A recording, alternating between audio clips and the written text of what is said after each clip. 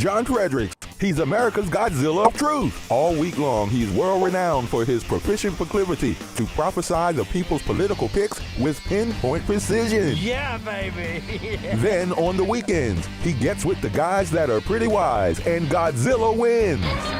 Godzilla Wins, the sports picking show for winning dough. Money lines, parlays, over-under, the best plays. You choose the game, Godzilla picks the winners. Get expert analysis, exclusive insights, and have a little fun. When the game is on your mind and money's on the line, Godzilla Wins is your guide to picking winners. Godzilla Wins, on the screens of your TV and favorite devices, commanding radio airwaves far and wide. Before you make that play, hear what the Godzilla crew has to say. Presented by WestVirginiaSportsNation.com, it's time for Godzilla Wins, all across the John Fredericks Media Network. Oh yeah, for entertainment purposes only.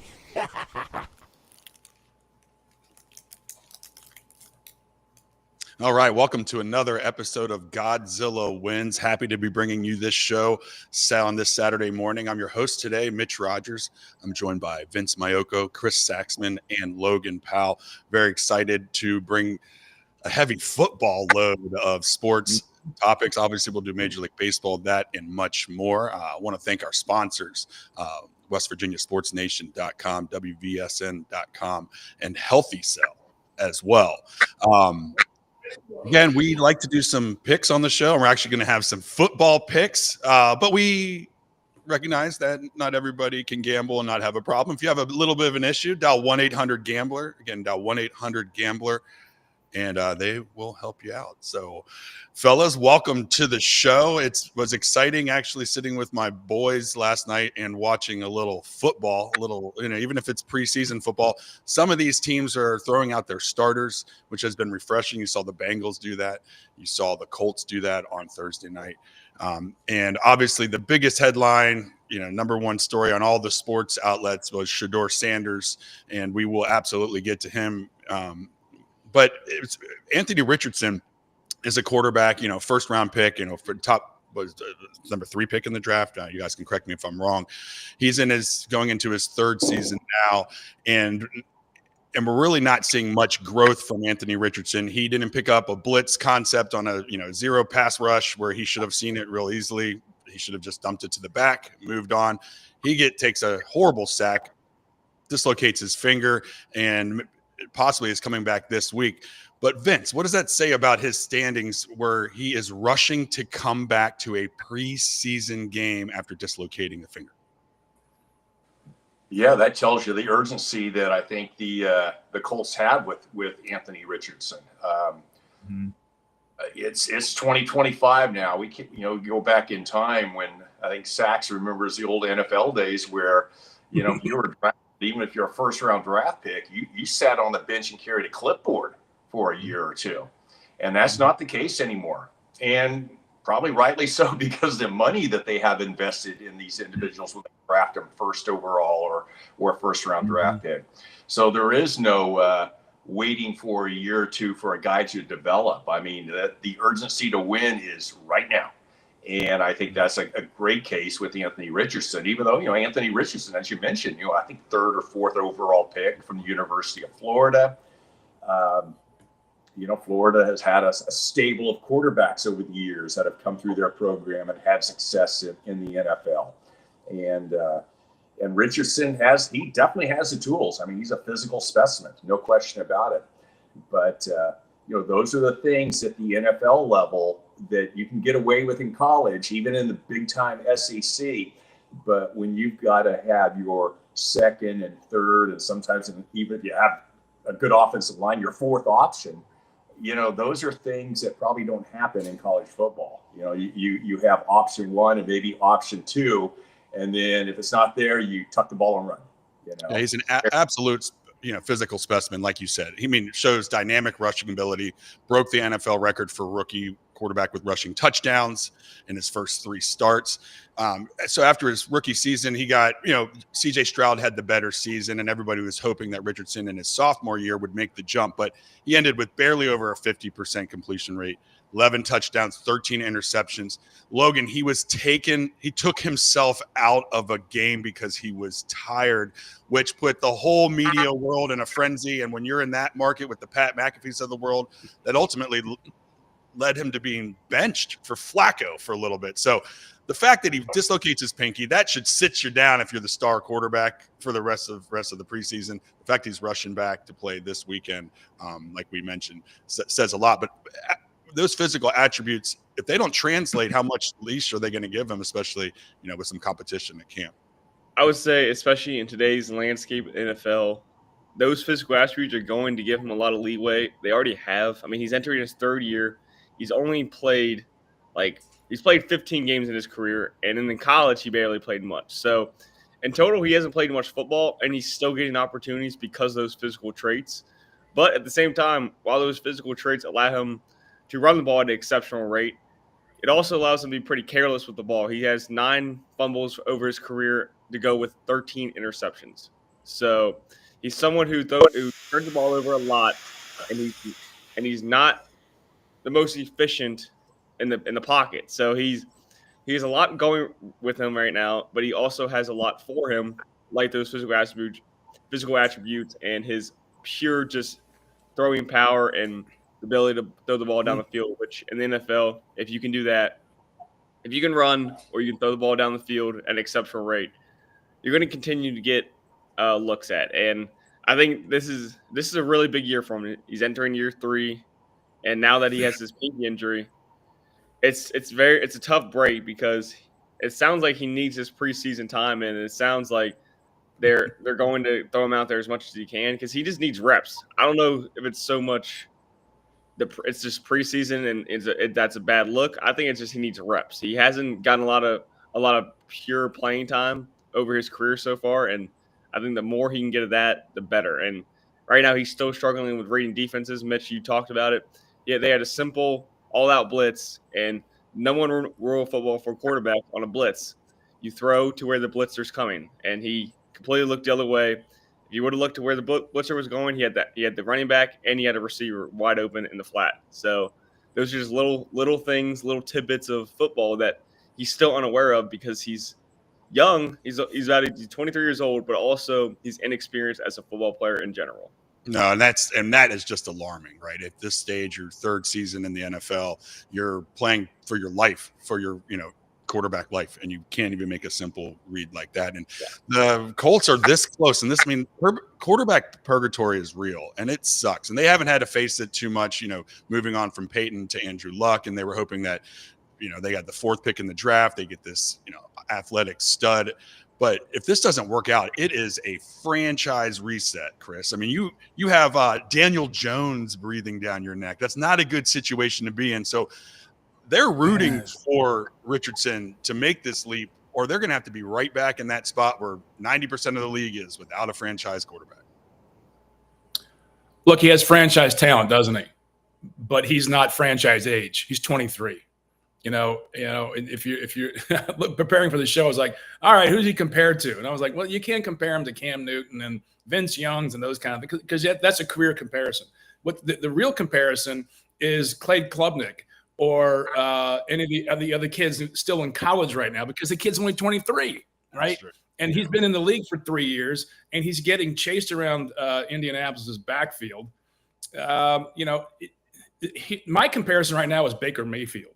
When he crapped out with the Browns early on, and then he moves on and becomes a star in the right system. So I think you have to have a system that Indianapolis, if you're going to make him your franchise quarterback, Indianapolis has to build a system that works for Anthony Richardson. And if you're going to gamble on the mobile quarterback, and you have to be, the role of the quarterback is to get rid of the ball, distribute the ball first and foremost, and you have to make quick decisions. So when you can't pick up a blitz package.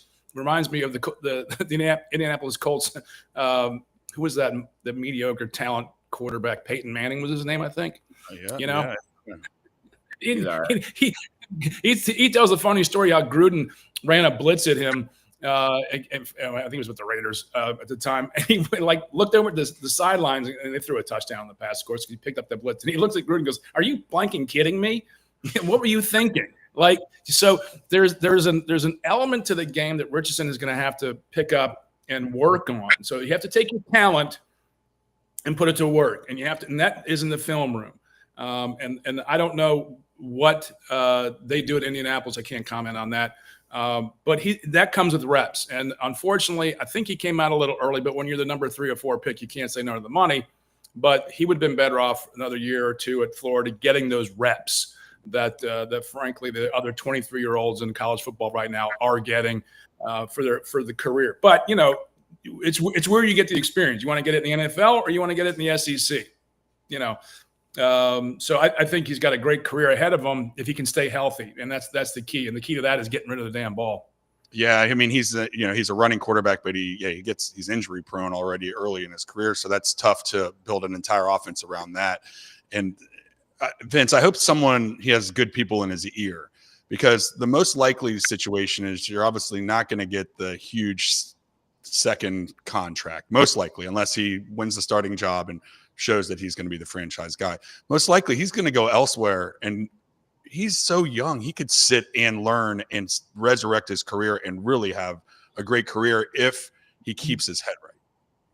Yeah, and to go back with what just Sachs mentioned as well too, that's NFL players, they're looking more for that second contract as opposed to the first contract.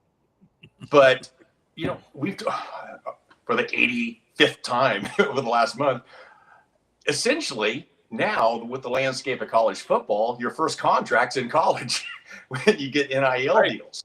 So looking forward, is there going to be more of a temptation for guys like a Richardson to maybe even though I want to declare for the draft, I still have another year of eligibility and I'm making $3 million with my NIL deal?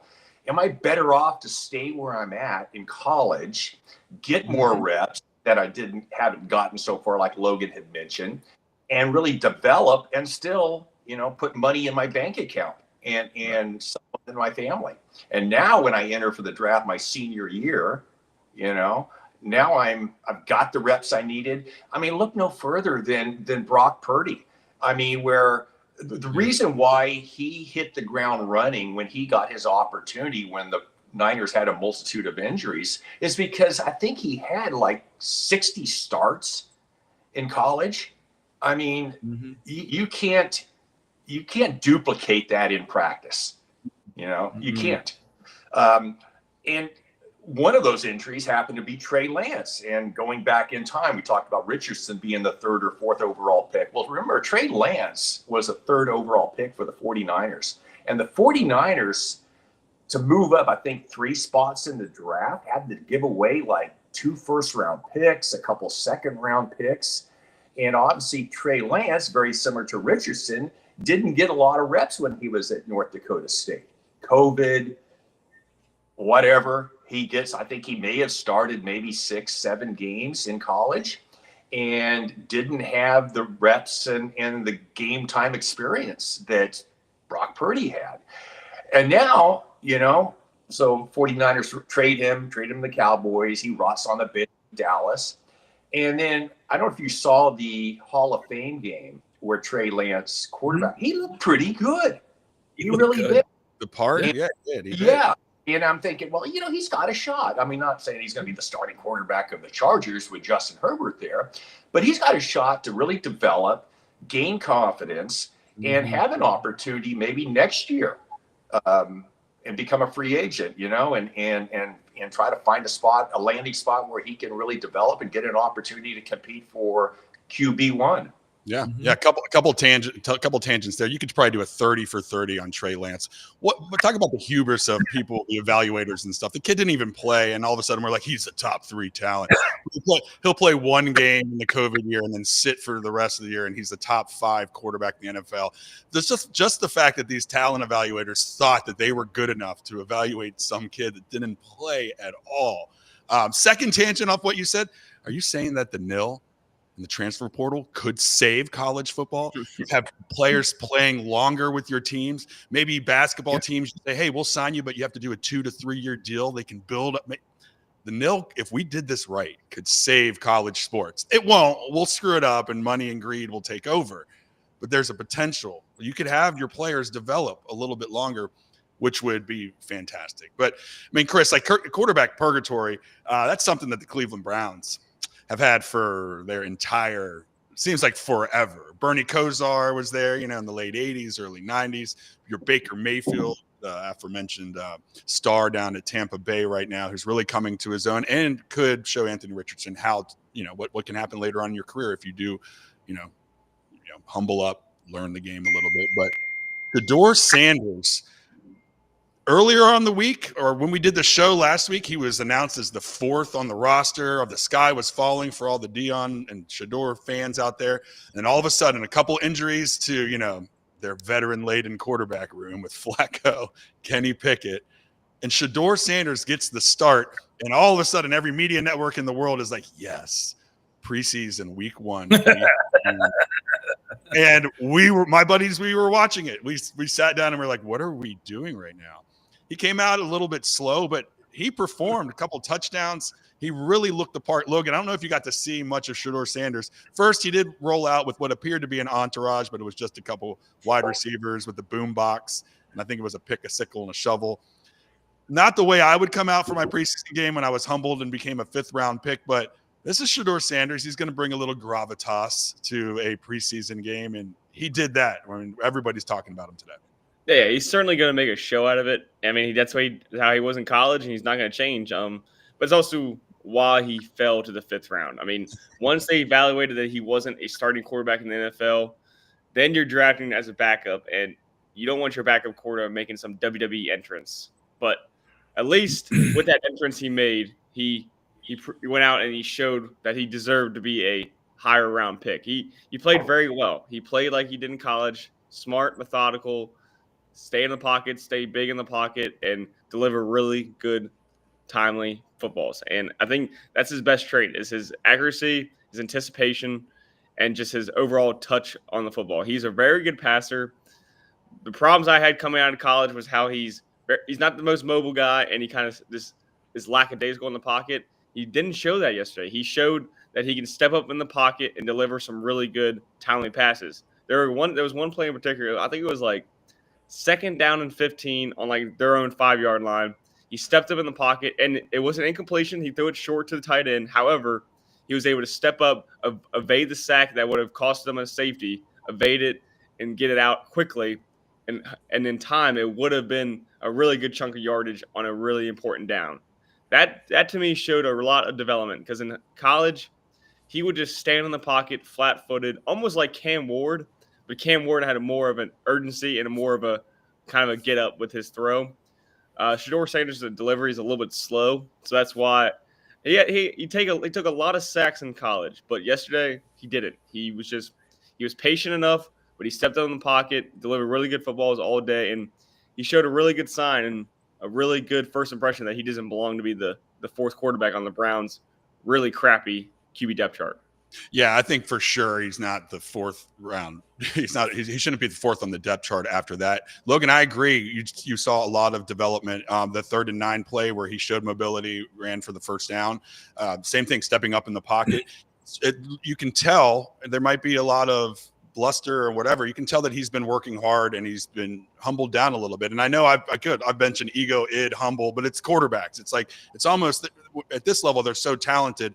They just have to do something, with that and make their team better and be a leader. And he looks the part. Chris, he went 14 to 23, 138 yards, 2 touchdown passes. And I think at the least he's not the 4th on the depth chart, right? He's going to be the backup at worst.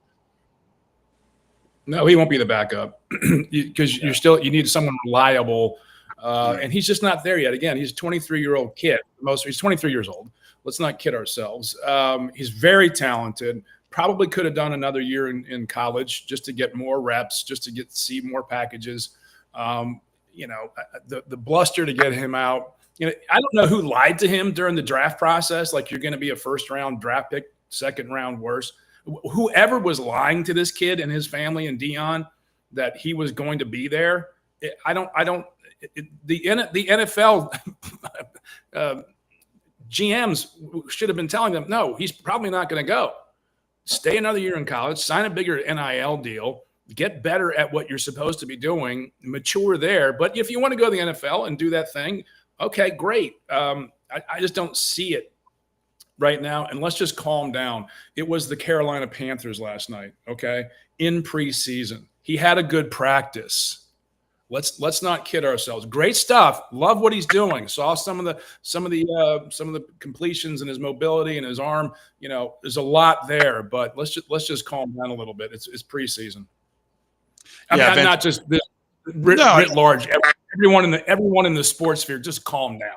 You know, and I like the way Vince. I like the way that Sanders presented himself in the post game press conference. I did some good and bad, and moving forward, I just don't want to make the same mistakes twice. So he understands that despite the hype, it's his first preseason game.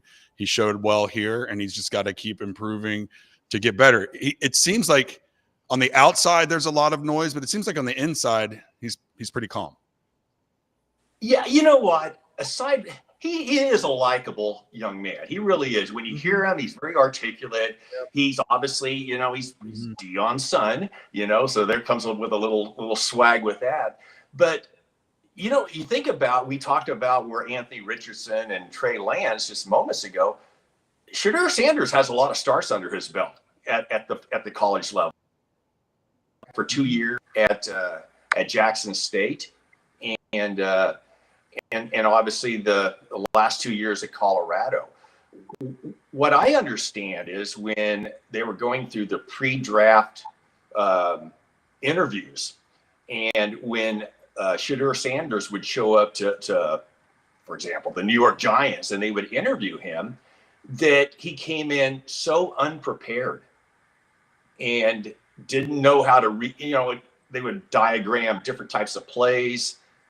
And I got lost right there. We can still hear. Yeah. So for everyone listening, we're talking about Shedeur Sanders' first preseason game. You're listening to the Godzilla Win Show. I'm Mitch Rogers, joined by Logan Powell, Chris Saxman, and Vince Mayoko. Shedeur Sanders unexpectedly got the start last night. He played well. It just feels like he's got to be better than Kenny Pickett. I know right now he's not the backup. But I don't even know. I think it's still a battle of who's going to be the starting quarterback between Joe Flacco or Kenny Pickett. But I think between them two, it's going to be one of them. But then they still have Dylan Gabriel, and Dylan Gabriel was their guy that they drafted. Right. They drafted him first, so that's who they see being their quarterback over Shedeur Sanders. They don't see Sanders being the starting quarterback in 2-3 years. They see Dylan Gabriel, which has a whole nother story for another day. I'm not hiring him at all. But I think for Shedeur, he had a lot of experience. Like Coach was saying, he had a lot of experience in college playing, not just being in college, but playing. He went to Jackson State and was able to play a lot of reps. And I think that's going to help him in his development in college, in NFL, because of that playing experience. And also, he's not someone that really relies on his athleticism. He relies on his pocket presence. He relies on his accuracy and his touch of the ball. So I think he has the tools to be a really good passer in the league. I think he just needs to figure out his attitude. I mean, he comes with a lot of baggage. He does. And, a lot in the NFL draft process, he rubbed a lot of owners and GMs the wrong way. But now that the pads are on and they're just playing football, you don't hear much about him anymore. He's just another football player. And I think he's doing a good job at accepting his role as a backup quarterback. He's not making too much out of it. Now, yesterday he, came out like it was WWE WrestleMania, but he came in being the starting quarterback. So he wanted to come in with a little bit of flair. So you can't be mad at it. So I think overall he's got a good future ahead of him. I think he just needs to keep his head down. I think he needs to keep working. And I do think eventually he could become a starting quarterback in this league. Chris, this may work out perfect for him because he is a fourth on the depth chart quarterback, 5th round pick. If his name wasn't Sanders, he'd basically be showcasing himself for the rest of the league as well as the Cleveland Browns right now. And wow, If you could just get out of Cleveland before even having to go there for a few months and then get shipped off somewhere else and learn, that I hope, I know he does have good people in his ear. Hopefully they're telling him that, hey, now, yeah, you may have made some GMs mad, but you may be talking to them again pretty soon because they may want you on their depth chart. Well, two great assets that Shedeur Sanders has picked up along the way since he left college. One is humility, and the NFL draft humbled him. And I have a saying: you're either humble or humbled. But either way, you will be brought back down to earth, and he was. He clearly was, and that's going to put him in good stead long term. That's a great lesson to learn. It's a painful one, but a necessary one, and we all go through it. The other one that helps him out is he was drafted by the Cleveland Browns. There is no lower expectation in NFL than playing for the Cleveland Browns, right? What is the bar for accomplishment? So he's been humbled. And he plays for the Cleveland Browns. And I'll razz on the Browns all day long because they were our arch nemesis as a kid growing up. They were actually really good before Bradshaw, Noel, and Mean Joe Green. But that's not the problem he's facing or the Cleveland Browns are facing. The Cleveland Browns are facing this lineup to start the season. At home against the Bengals, on the road against Baltimore, at home against the Packers, on the road against the Lions, at home with the Vikings, and on the road against the Steelers. That's their open. Now, whichever quarterback is chosen can survive that in Cleveland, good luck. Oh, that's like an 0-6 start. Yeah, I didn't hear Sue. I didn't hear Sue. Do you want to be the starting quarterback coming out of preseason? Hell no. No, they won't be favored in any of those games. No, I don't hear a single win. That is a murderer's row to start the year. I think especially with that schedule, I think you have to lean towards Joe Flacco being the starting quarterback at least week 1. Exactly. You've got to be able to handle that onslaught for 6 games. Do you put that in a rookie quarterback? You do not. You do not. And you say, Shedeur, we're going to show you the NFL, what it's really like, and we're going to put you in the film room with these quarterbacks who are seasoned pro quarterbacks, and we're going to show you the real deal. And you'll learn and you'll grow, and great. And we hope your father is healthy and well, and we hope you have a great career here in Cleveland, but this is going to be a slow roll. Hey, Chris, does Flacco even survive week 1 or week 2?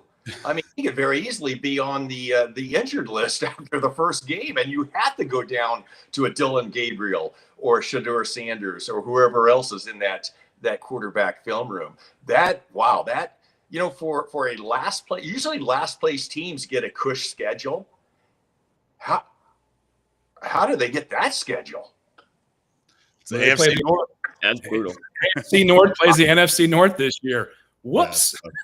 Yeah, that's a tough road to hoe. You're listening to look, you've got Trey Hendrickson your first day on the job. That's fun. Right? Hopefully they resign him. Ravens. Maybe the Bengals will screw that up somehow. I think so. You're listening to the Godzilla Wins show. It's a Saturday. We're talking NFL football because it is just around the corner. Preseason week 1 is fully in play right now. You got a big slate of games today, and I think one tomorrow. We'll pick them all. We're going to do some picks later on in the show. Going around the rest of the NFL, some of the top news: Texan safety Jimmy Ward is arrested again.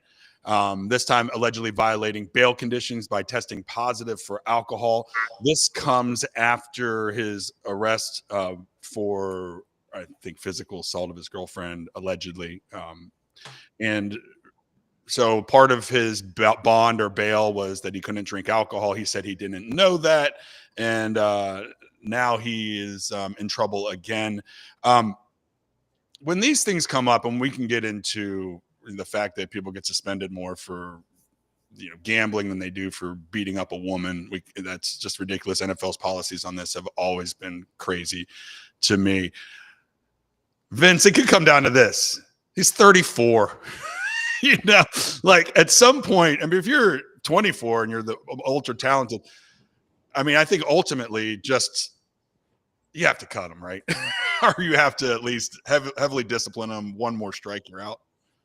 Yeah. I mean, Jimmy Ward going back in time, 2014 first round draft pick by the 49ers out of Northern Illinois, had some injury problems. And then late teens, and when Kyle Shanahan came in, Jimmy Ward was an important part of the 49ers defense. And then 2 years ago, I believe he entered free agency. Texans signed him. And you're not talking a kid right out of college. You're talking a 10-year plus veteran of the NFL. And to continue to make these excuses and to say he didn't know that he couldn't drink alcohol. I mean, come on. You're 34. Okay. If you're 24, like Mitch says, maybe you have an excuse there. But yeah, sometimes you're just better off to cut ties and probably end up saving salary cap money too. Yeah, Chris, 34 years old. I mean, I don't think you can give him, he's got to be the shortest leash in the world, right? Yeah. Look, the NFL, I don't think, does an adequate job of helping young men in a violent sport deal with life. Right. And they need to up their game, quite frankly. There are ways to get this kid whatever. And 34, it's still a kid, right? I mean, I got a 32-year-old daughter. It's still a kid to me. Yeah, now that I'm 48 or almost 48, it's 34 as a kid. For sure. You're looking good for 48. It's the hat. It is the hat. It is the hat. No, but look, is it going to cost the Texans? Yes. Should they cut him? Yes. I mean, you can't. Violence against women is not a good look. It's unacceptable. If it's unacceptable, don't accept it. Right? You got to move on. We have higher standards, but you also have to have these players in much healthier programs, therapy.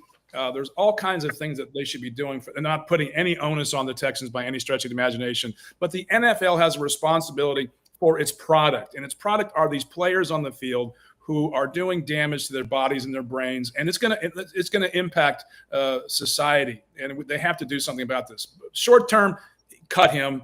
Save your salary cap. Pick another cornerback up in free agency. Whatever. Make a deal now. Cover your backfield, your defensive backfield. But the excuses are excuses. Just don't put up with it. You shouldn't put up with it. No, I mean maybe the Browns will pick him up. I mean that seems to be their MO. Or the Ravens. The Ravens. Probably. Come on, now you just depressed me a little bit. They'll probably get stronger from this somehow.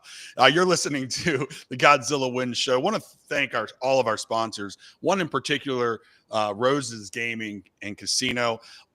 There is one right near me. It's Northern Virginia's newest gaming and entertainment destination, located just 30 miles from Washington, D.C., 20 miles from Mitch Rogers' house.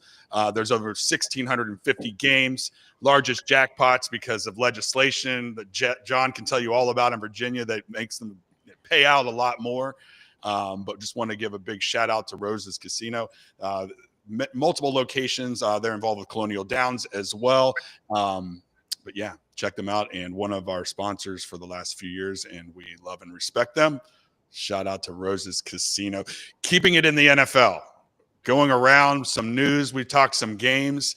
There is a significant injury and one that could really hamper Vince's Super Bowl pick. So San Diego Chargers, all-pro left tackle Rashawn Slater suffered a torn, ruptured patellar tendon during practice. Ruled out for the entire 25 season. Logan, he just signed a 4-year, $114 million contract, and now they're shifting everyone. Trey Pipkins, everyone's moving around from one of the best, maybe the best offensive line, one that Harbaugh has been preaching and talking about all offseason. Yeah, that's a devastating injury.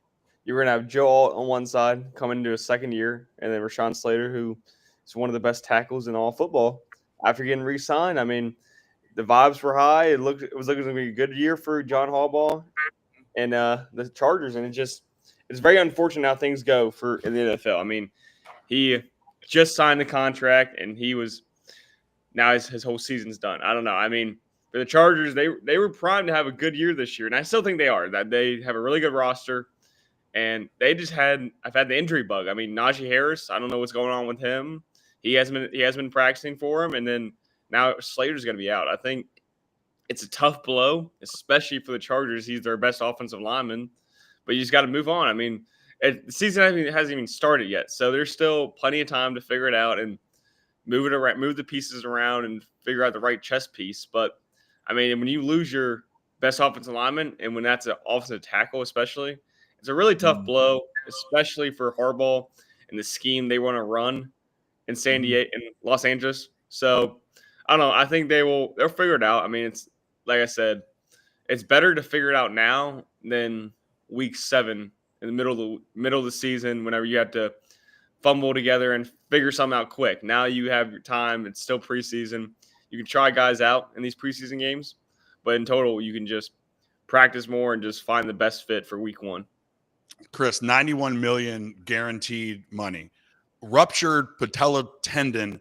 That injury is worse than an Achilles, especially in this day and age and with the medical advances here.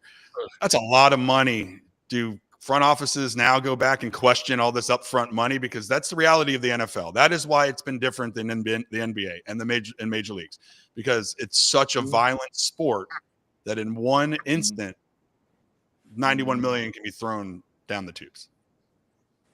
Yeah, I don't. Hopefully, it's not career threatening, obviously, but 11 days before the injury, it's brutal for the kid and his knee and his future, his playing future. But this is why you sign the contract, right? You get that guaranteed money because you don't know. So good on him for getting that 91 million. I mean, salute. This is no, I agree. Yeah, it's funny in those things like you side with get the money. Hey. Like I tell a lot of people, get that check. He's getting paid no matter what. Yeah, no, it's guaranteed money. It's not a bad offseason all of a sudden, right? So no, for the Chargers, I think we're a team on the rise. This is not a lethal blow to their Super Bowl chances, but it is punishing. Again, to Logan's point about it being early in the preseason, you can find time to get your offensive line situated. And look, most teams go through an offensive lineman going down at some point in the season. This is why you have depth. This is why depth is so important. This is why you have to have versatility in your offensive lineman when you draft these guys, like who can move from the right tackle to the left and who can replace the right tackle. I don't know what the lineup is for the Chargers, but a terrible blow for their chances for the Super Bowl this year.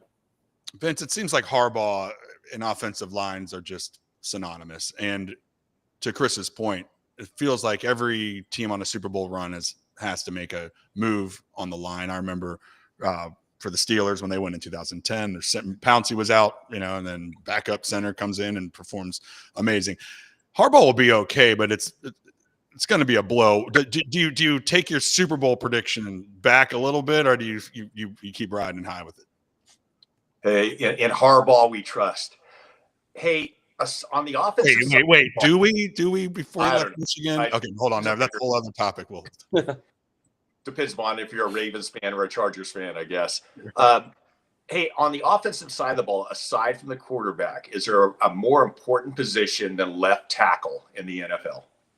No, and the Steelers, I mean, look at Logan's background. I know, and look at Chris's background.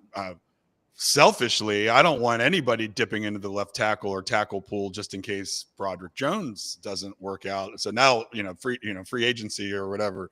But no, left tackle is by far one of the most important positions. Hence, 91 million guaranteed. At one point, I would say you could argue it was the second or third. I think it maybe dropped down a few notches just because of how mobile the quarterbacks are these days. But it's still top 5 of importance. Yeah, when you have Aaron Rodgers, it's more important than if you have a mobile quarterback out there. Well, fortunately for like Logan had mentioned and Sachs reiterated, we are early enough in the preseason where they can hopefully figure some things out and keep my Super Bowl prediction intact. But the thing is, with Harbaugh, they are a run-oriented style of offense, so that does give you a little bit of leeway, But I think Justin Herbert would feel much more comfortable dropping back into the pocket, knowing that that Rashawn is covering his blind side, so to speak. But they'll figure it out. I mean, it's the mantra of the NFL is next man up, and here we go. Thanks, man. All right. And a team that never figures it out and won't figure it out, the Dallas Cowboys, they are still in the news. Micah Parsons still hasn't signed. Apparently, Jerry Jones thought that the handshake in March was a contract negotiation without his agent representing him, and he's just sticking to that story. So things are having, Dallas, right when they're on the precipice of maybe being okay, Micah Parsons' back is still sore, guys. It's tight. He can't make it out there. He can't get to the field. $50,000 every time he gets out there. So that back tightness might last past week 1. There's the team stance. There have been no trade calls from anybody. He's asked for a trade. I don't know if I believe that. That's what Jones' side is saying, that no one's inquired about Micah Parsons. But right now, it's ugly. Chris, it's ugly. When you're asking for a trade, your owner is basically saying you're not the same player you were 3 years ago. You can't jump around all over. We need to put you at one spot. What is going on? We brought this up last week. Why does he decide to just crap all over his star players during negotiations? It's not a great ownership, is it? It's just not. I mean, why these conversations should not be taking place in public? Shouldn't be. There's just no reason for these things to be taken. And a good organization would never have this. It's drama 101 with the Dallas Cowboys. It always is. Have they won in the last 30 years? No. There's a reason. You have a problem in your organization. They have some talent, but I don't think it's a well-run club. It's a great business. It exists in the minds of the past, but what are they doing? What have they done? So Micah Parsons looks up and goes, how much money am I getting paid? Rashawn Slater just signed for $90 million guaranteed. How much money's left in the cap? I can go make more money somewhere else. And he's right. I mean, this is what has become of athletics all the way down to the AAU level when kids are in middle school getting shoe contracts, right? This is our American sports culture. They're going to say, if there's more room in the salary cap, give me some of that room, right? Why would you not? Because you think Dallas is going to pay him more at the end of the day? Yep. Why would you not? Who I feel bad for, Vince, is Stephen Jones, Jerry's son, who sounds like, the way Dak talks about the negotiations, sounds like Jerry does all this crap and then Stephen steps in and keeps the communication lines going. Doesn't sound like that's been happening much on the surface, but Dak was confident that he knows Stephen has been talking to Micah because that's just the way he is. He kind of goes behind the scenes, good cop, bad cop is what it sounds like here. But what do they do here, Vince? I mean, do you let this ride out? I mean, it's at some point it's just pride and you're going to pay the man, and shame on you all. I mean, you knew Hendrickson's out there. You knew TJ Watt was going to get a deal. You knew all these deals were going to come. Myles Garrett, you wait this long. This is what you deserve, I think. Yeah, it's not a good look. It's not a good look. And it's got to, I mean, we talked about this last week, but you look at the other players on that Cowboys roster that are maybe have 2 years left on their contract, and they're like looking around going, I don't want to have to go through this next year. So there's got to be a lot of players on that roster in Micah Parsons' corner, I would think, in this situation. Normally, I wouldn't think in a lot of situations, you're like, hey, dude, get on the field. But I mean, we look at it. I mean, you're one injury away from your career end. I mean, this isn't Major League Baseball, and no knock against baseball, but boy, the violent game of the NFL where you're just one misstep away from your career ending, blowing an Achilles or a patella tendon we talked about.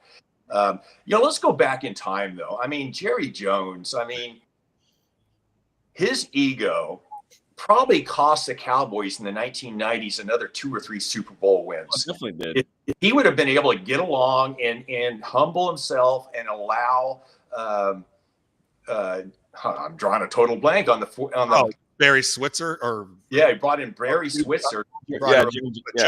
Yeah. I mean, Johnson. That was a team that was set up to win multiple Super Bowls, ego got in the way, and they haven't been the same since. Neil O'Donnell got in the way. Yeah. Don't start. I'm having a great day. Larry Brown got $5 million contract as one of the worst corners in the league. So when you go back in time and now look, to the present, there aren't a lot of franchises around right now that, because of their winning and their stature, can command a player to take a team-friendly deal. You might have the Kansas City Chiefs. You formerly had New England Patriots, and you formerly, and I look at your backgrounds. I know I'm a Steelers fan. Formerly, the Steelers had that cachet. They don't now, and we are seeing that in real time as Cam Hayward is sitting in after renegotiating a contract last season because he is severely underpaid for his production at the position. But if this was the Steelers of old, you would say, shove it. This is the Steelers. You're here because you're going to win playoff games. You're going to win Super Bowls. But that is just not the reality. He's never won a playoff game, hasn't been there in 5 years, or he's won one. So he can, and it's sad, he can demand this. And Logan, they're going to have to honor that, right? They're going to have to pay Cam. Oh yeah, you have to pay. You have to pay Captain Cam. I mean, I've always said there's 3 players right now on the Steelers that could warrant at any time, I want more money. That's T.J. Watt, Chris Boswell, and Cam Hayward. Those three deserve extensions at any point. T.J. Watt is the best defensive player in the league. Argue with the wall. I don't care. Cam Hayward, until he shows any signs of getting worse, he just keeps elevating year after year. Last year, I'm pretty sure he led the league with 11 batted passes. He had 8 sacks. Chris Boswell is a top 5, top 3 kicker in the league. He's the most underpaid kicker in the AFC North. Both of those dudes are going to get their contracts signed. They're both still showing to practice. Cam Hayward is still on the side practicing. It is fine. No one raise any alarms. No Steeler fans go out there and start burning their jerseys. I mean, Cam Hayward and Chris Boswell have both been on the team for a very long time, and they have suffered through this awful streak that the Steelers are in, and yet they still show up every day, and they're 2 of the best players of the position in the league. So I think, especially Cam Hayward, I mean, he is literally the definition of a Steeler. He is a vocal leader. He's a leader on the field. Really good. Just shows up to work. And for Chris Boswell as well, he also wants a higher contract. He is one of the best kickers in the league. He had one down year. Other than that, he's had his 9-10-year career of just straight excellence. So I think for both of them, especially if you're a Pittsburgh Steeler, you have to re-sign those guys. The team's not the same without either one of those guys. Right.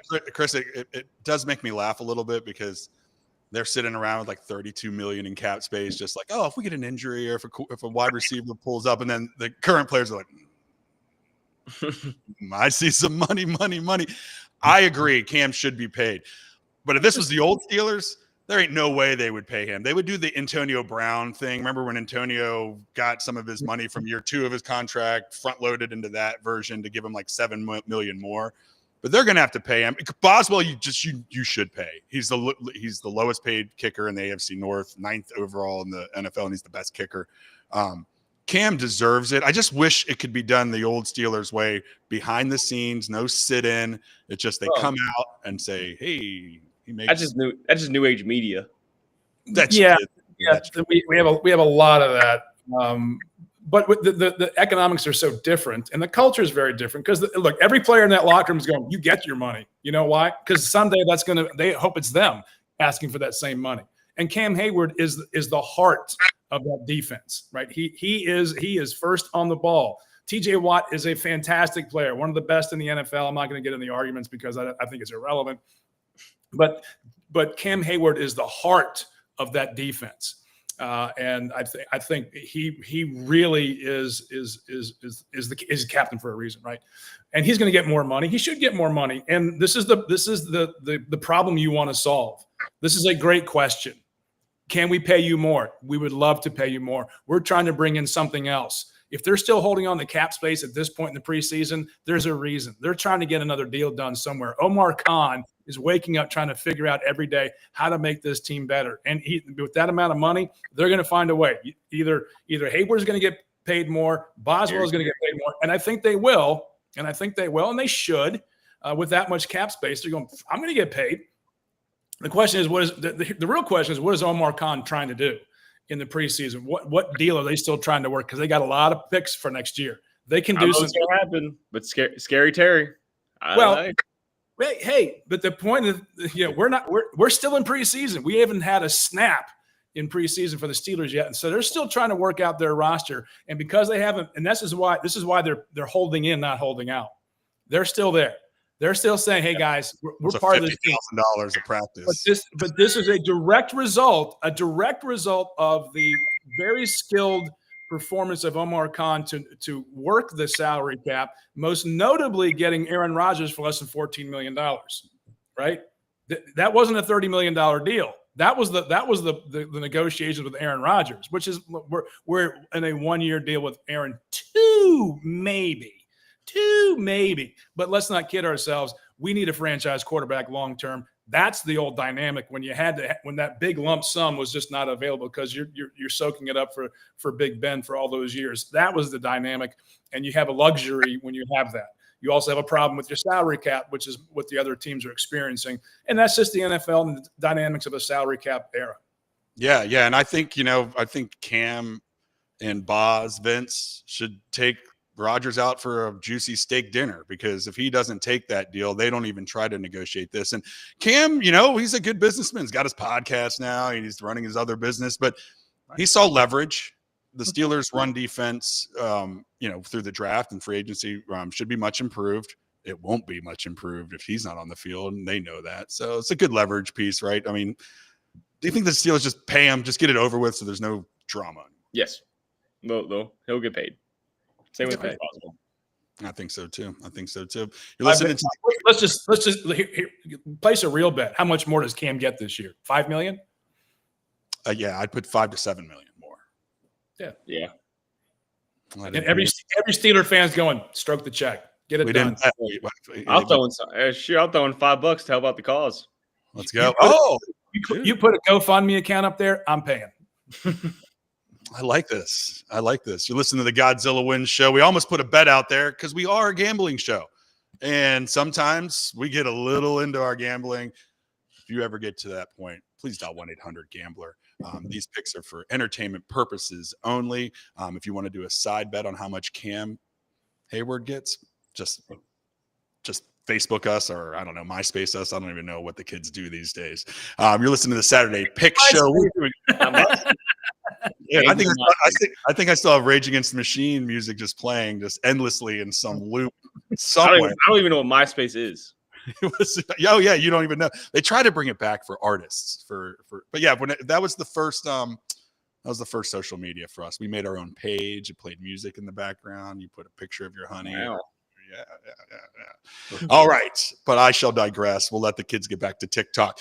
We've had some NFL games. We talked about Shedeur Sanders and the Cleveland Browns. We mentioned the Commanders briefly. Well, one that was intriguing to me was the Eagles and the Bengals, which could potentially be a Super Bowl matchup down the line. Bold prediction here. I would think the Bengals need to help that defense, maybe sign Hendrickson. I don't know. But Philadelphia came out with something to prove, it looked like, in that first draft. First drive of the day. So obviously, famously, the tush push almost got taken off the rules books. They won. Tush push remains there. The Eagles came out to prove a point. And Vince, they used the tush push to score their very first touchdown with their backup quarterback, looking to prove a little point to the NFL that it's here to stay, and we're just going to keep using it. Well, I'm disappointed they didn't do it on 1st and 10 when they first got the ball. They should have just said it right off the bat, just to rub salt in the wounds of the people that voted against that. Vince, sorry to cut. I've said this. Just like when the Steelers had Jerome Bettis, I'm like, just run him 4 times. Just run him every time. Could you get to the point where you're just tush pushing down the field the entire time? Get to the point where it's 2 yards, 3 yards. You have to renegotiate his contract for that one. But,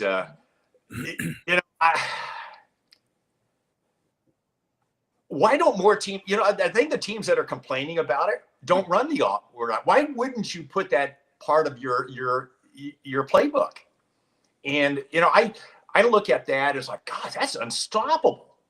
I mean, every time you do it, you get at least 1 yard, right? And I'm surprised, and it kind of makes me think when you look at college football, where now if you watch a college football game, how many quarterbacks actually line up and take the snap directly from the center. Everybody's in the shotgun now, right? And it makes you think, when will college kind of regress back and start putting their quarterback directly behind center where you can implement a tush push on short yardage situations? But it boggles me when I see teams in the NFL that on 3rd and less than 1 or 4th and less than 1, and they don't utilize the tush push. I mean, it's in the rule book. If it's there, utilize it. And obviously the Eagles have utilized that well over the last 4 or 5 years. Logan, it doesn't seem that easy to recreate. I've seen several NFL teams try it. The Bills seem to be pretty proficient at it, but you have Josh Allen, who's one of the, a physical big quarterback. You have to have willing participants. You have to have a center that is aggressive. You have to have a quarterback that does not mind being in a pile. And when the Steelers attempted to do it last year with those quarterbacks, obviously it didn't go well, and they just took it out of their playbook. It's not, if it was that easy, everyone would do it, right? And it's so simple, but they don't though. Why? Yeah, it takes a certain level of, I don't know, maybe grit, maybe heart. A hard edge. A hard edge. Yes. Shout out Rich Rodriguez. Not every team has Jeff Stoutland as their offensive line coach either. He's a really good offensive line coach. They got 2 guys on the outside, Jordan Mailata and Lane Johnson, who are the best of their position. You just have a really good offensive line group there, and they perfected the play, and they run it time and time again, and it works every time. But hey, it's a football play. You might as well run it. I don't see the issue in it. It can be annoying to watch, especially if you're watching a playoff game and the Commanders are jumping over the line 3 straight times. That's also not fun to watch either.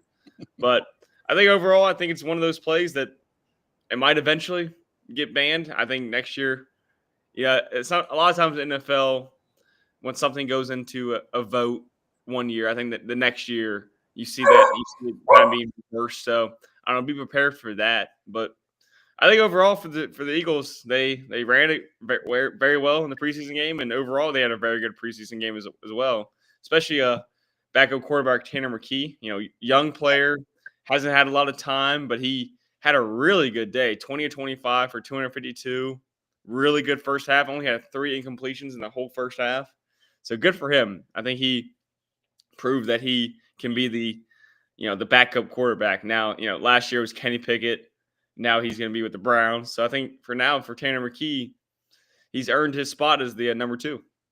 Chris, remember 15 years ago, we used to be like the Eagles. Just, you're good. You just draft someone 30th. You put in some people in preseason just to see if they're good, but you're going to be back in the playoffs going for another title. The Eagles just look poised to try to go for this run again. And the preseason just seemed like a dry run for that, or this game.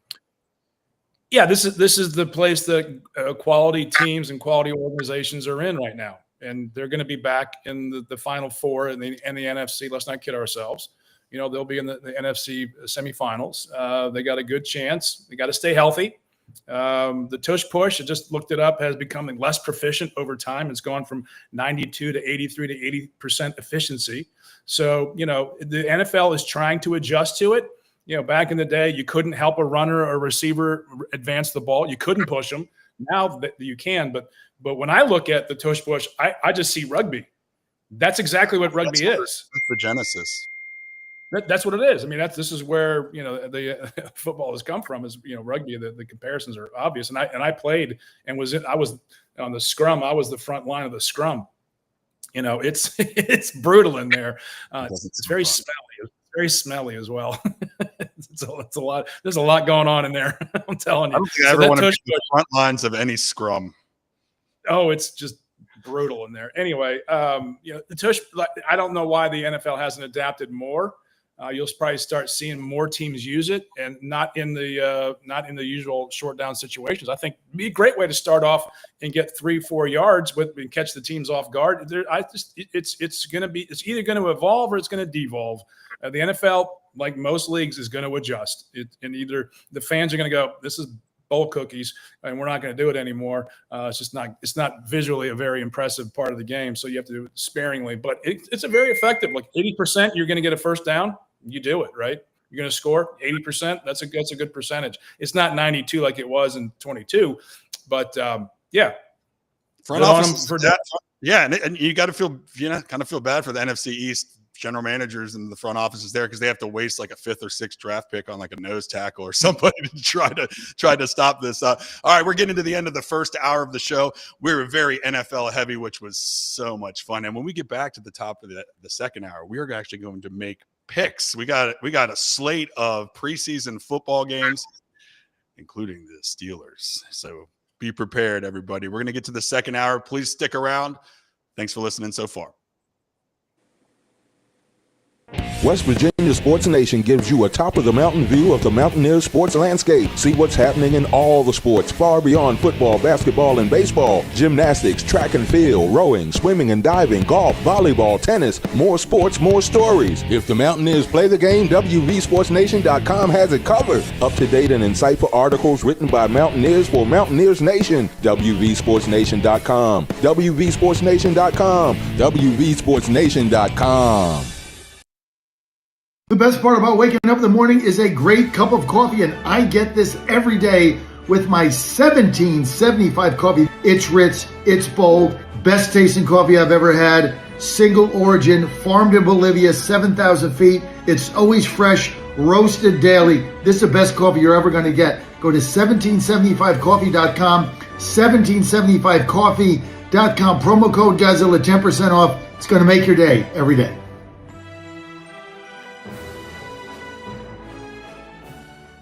You woke up with a sore throat and a low-grade fever. You know you are getting sick, so here's your choices. You can get sicker and miss work, try to see a doctor this week, or sit hours in a crowded waiting room at urgent care. I have a smarter option for you. Open your medical emergency kit. Match your symptoms to doctor-recommended prescription in your booklet and take the right meds now and get well faster. This is not a first aid kit. It's like having an urgent care in your home. It includes doctor-prescribed medications to treat over 39 medical issues like respiratory infections, strep throat, pneumonia, UTIs, and more. No waiting to see the doctor and no standing in line at the pharmacy. It's right here. Every home should have at least one medical emergency kit, and here's how to order. Order online fast and save $45. Your kit with prescriptions to treat common and life-saving illnesses is rushed to your door. Visit twc.health/Godzilla. Promo code Godzilla. That's twc.health/Godzilla. Promo code Godzilla.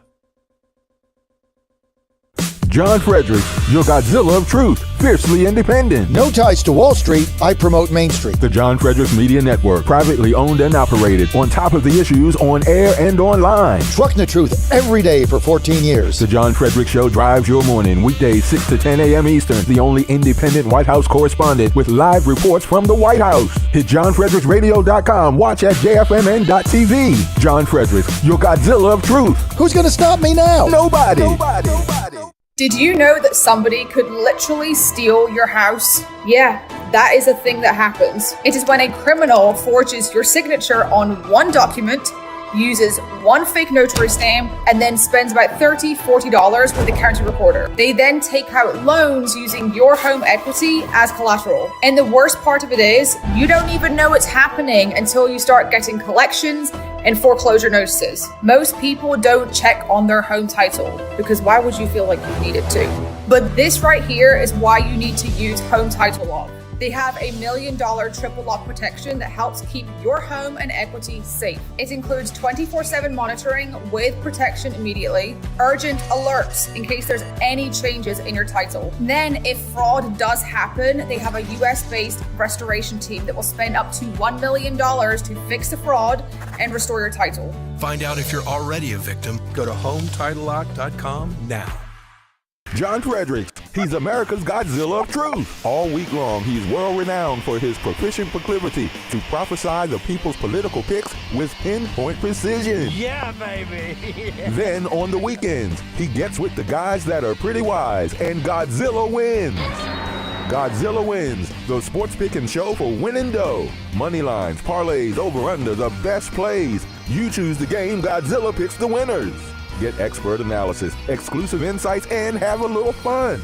When the game is on your mind and money's on the line, Godzilla Wins is your guide to picking winners. Godzilla Wins, on the screens of your TV and favorite devices, commanding radio airwaves far and wide. Before you make that play, hear what the Godzilla crew has to say. Presented by WestVirginiaSportsNation.com, it's time for Godzilla Wins, all across the John Fredericks Media Network.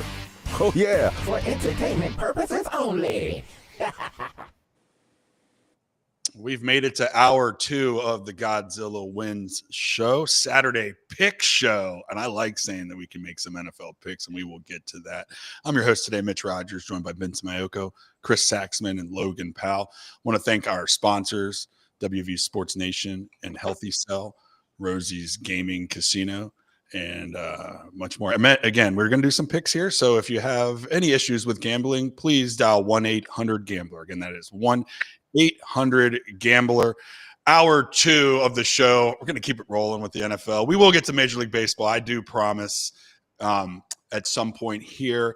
First, there was a game between the Lions and the Falcons last night. We want to wish Maurice Norris all the best. He went down with an apparent neck or spinal injury. We don't know. We're waiting for the updates there, but they actually did a really good thing, and they did not complete the game. They hiked the ball with like 6-7 minutes left and let it run out and did not finish the game. So we'll try to keep you updated if we hear anything during the show, but just want to say hearts and prayers to go out to him. Another piece of news around the league, one that, especially with people with the backgrounds that Logan and Chris have, can maybe annoy us, but let's give the guys flowers. Tom Brady got a statue, folks. He got a statue, and Logan, it didn't actually look as bad as the recent statues that I've seen of other people, because when statues come out, let's face it, we're not talking about his 9 Super Bowl appearances, 6 Super Bowl wins, 13 division titles, constant victories over our Steelers when we should have gone to the Super Bowl. I won't mention 2001 when I took my girlfriend in college all the way up. We're 10-point favorites just to lose to Brady in his first year starting. But I'll give the guys flowers. With leaving New England, and it feels like Robert Kraft wanted to do him right, and he's got a statue. And look, you know what? He gives some good speeches. I'll give him credit. He riled up, put a couple digs at the Jets in there. Yeah, he knows how to speak to the crowd. He knows exactly what to say. But I know in terms of statues, that's a really good one. There's been some really ugly ones over the years. I mean, one in particular that comes to mind is Dwayne Wade's for the Heat. Which he loves.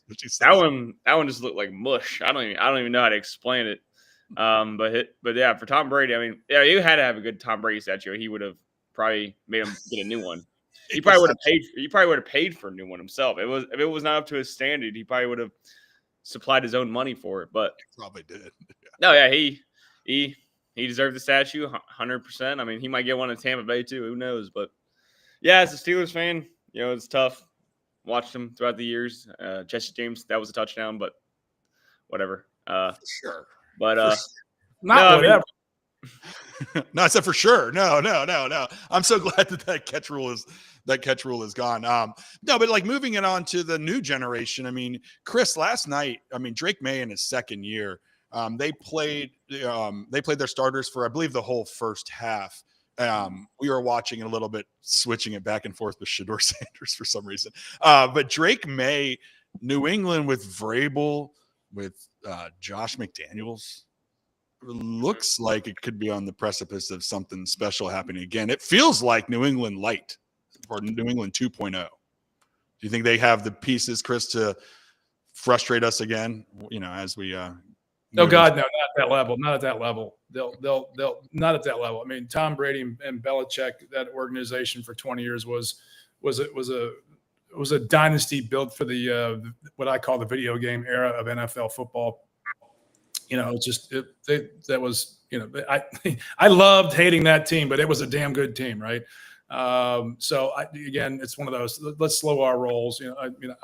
I do hope they're more competitive in that division with the Jets and the Dolphins, and it's good for football to not have a doormat like the Patriots were never that good. with as an organization. They just weren't. They like one anomalous year when they lost the Bears in what was the 80s. I mean, so it's not a great franchise. You know, Vrabel coming back helps. You know, I think the old school mojo. But you know, good on Tom Brady for getting the statue. I assume it wasn't paid with crypto. Could have been paid with Vince. I think the New England Patriots fans would be taken a little back by what Chris just said there. They've spent 30 years building up this franchise, you know, hiring Big Tuna, getting Drew Brees, and then to Brady. All of this, they're coming out of a mega rebuild right now, and it looks like after 4 years, they may have the pieces in place to start it again. I'm going to give them kudos for this rebuild. I mean, they got their quarterback now. They've been through the second quarterback they drafted. They made the quick decision to get rid of the first one. So you got Drake, Trayvon Hendrickson last night with the return untouched. They have coaching. New England has this feel of being back from my standpoint. Vince, what do you think? No, I think Vrabel's a good NFL coach. I mean, I don't think John Fredericks is here today, but no, yeah, you're allowed to say that. You're allowed to say that. Titans. I mean, the Titans were good. I mean, they were, a contender every year. Now, ultimately they just offensively, they couldn't do some of the things that the other top tier teams did at that period of time in the NFL. But Vrabel can coach, and obviously he's a product of Bill Belichick, having played for him. Josh McDaniel I think he's proven he's not a head coach, but he's a pretty darn good offensive coordinator. Yeah, he really is. And I think that brings a little bit. You got Vrabel's defensive mindset. You got McDaniel's offensive part. Obviously, when you're bad over the last 3 or 4 years, you get a lot of high round draft picks. So you hoard that stable of hopefully good draft picks, aside from Mac Jones. But it's time for them to make a push, and who knows? I could see the Patriots being a team that could vie for a wild card spot. I think we all admit the Bills are the team in the AFC East. We kind of thought that maybe the last year or two the Dolphins were making some headway, but last year was a total disappointment for the Dolphins. But I like the direction that the Patriots are going, no doubt. Mm-hmm. And that's just all right, I'm done talking about the Patriots. Look at their opening run here. Raiders, Dolphins, Steelers, Panthers, Bills, Saints. That screams 4-2, right? Yeah. I don't know. I think the Patriots, I think they are going to be better this year, but I just don't think they have enough offensive weapons. I think Stephon Diggs has already passed his point. He's 31 years old. He's already taken a tail. Now the running back crew looks very good. The running back duo, Ramondre Stevenson, and then Trayvon Henderson looks really good.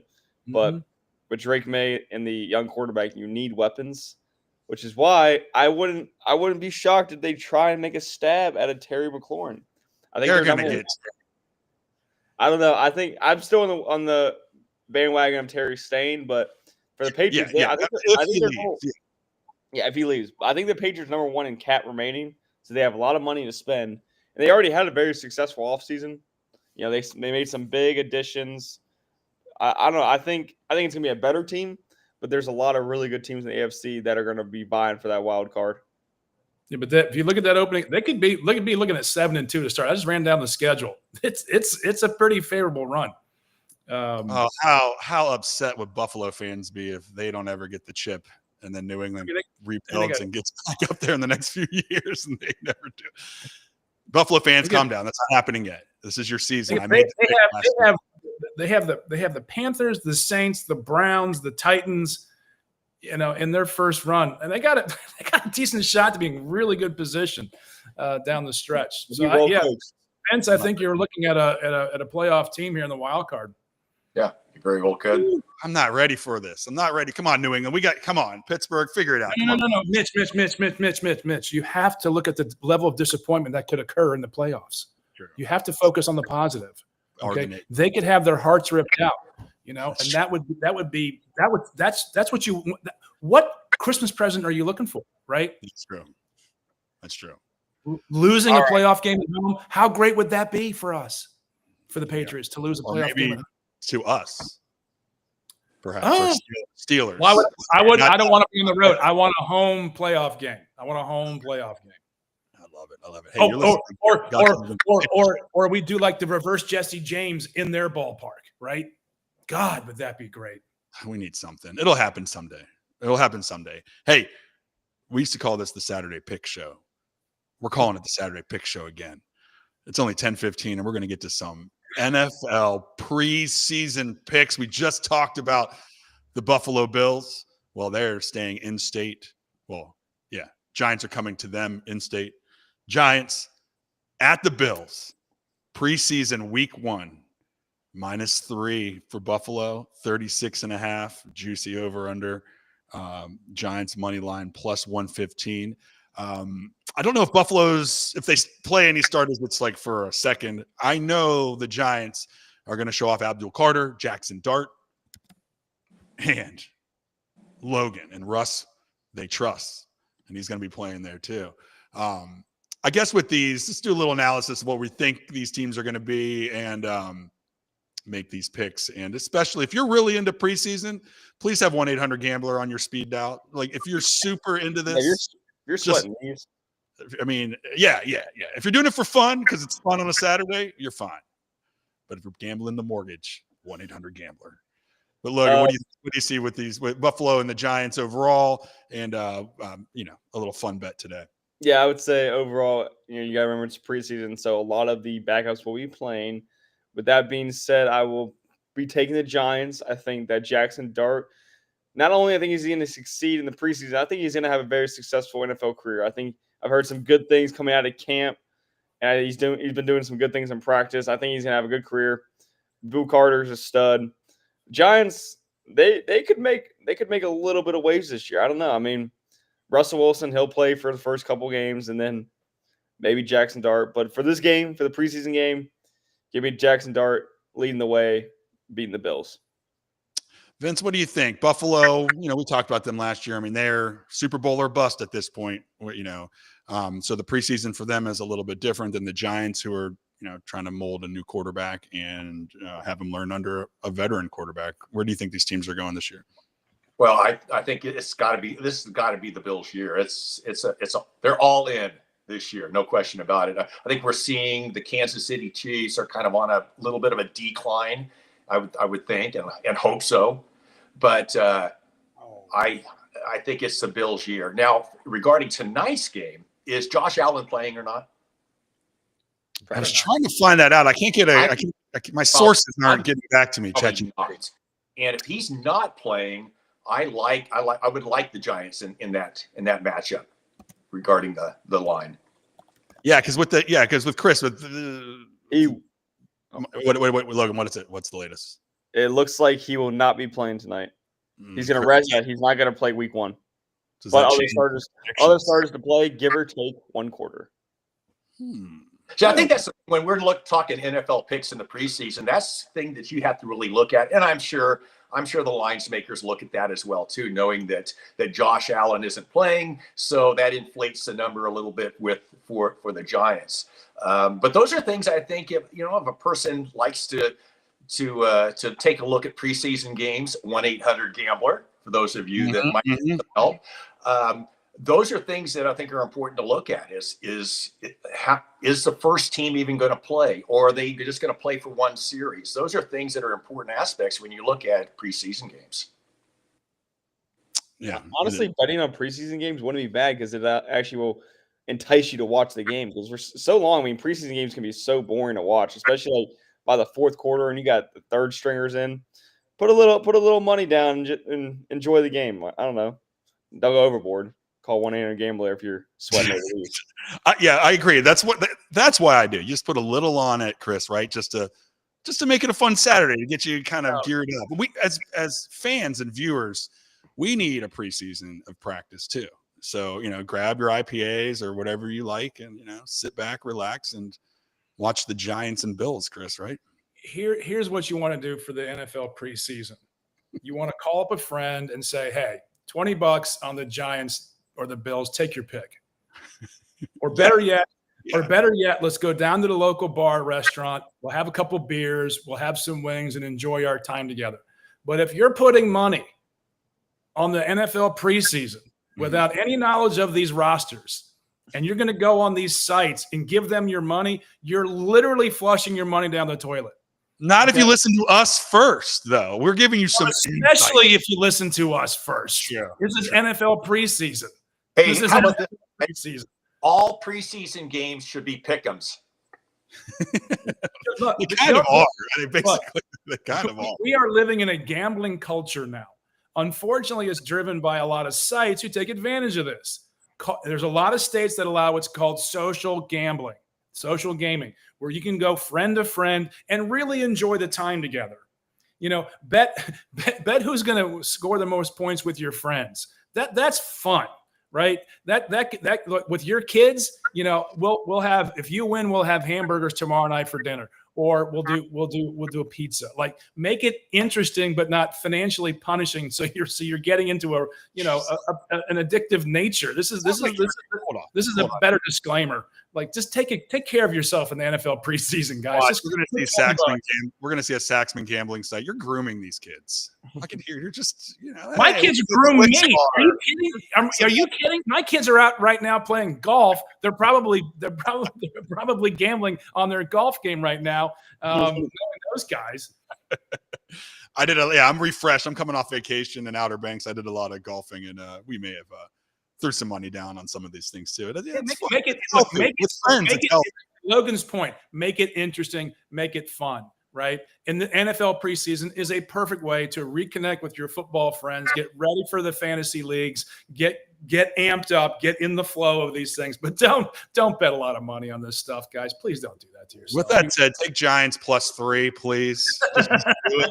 Just do it. I mean, Buffalo doesn't have anything to prove. Giants are trying to go out and show something to the world, right? All right. So, hey, again, just do it responsibly. 1-800. Do it. They have fun with it. I mean, I can, to get to the point with these the websites and the apps and so forth, you know, not that I'm good at gambling, but when I see my friends just be like $5 8-game parlay, I'm like, you just lost. Okay, have fun. You know, it's just have fun. Worse. And they don't even understand when my friends, if I bet a money line, if I do 200 to win 100, they think I'm crazy, and I'm like, well, that's how this works, man. Got to figure this out. You want to make money, or you do not? Exactly. All right, we're going to move on to another Saturday preseason game. It's the Texans at the Vikings.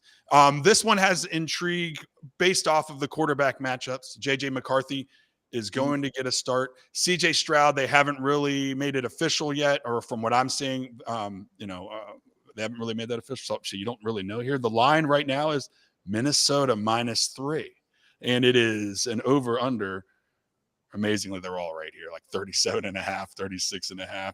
Houston, money line, +145. Vince, again, overall here, Texans had a little sophomore slump with C.J. Stroud last year. They're looking to pivot from that and get back to where they were his rookie season.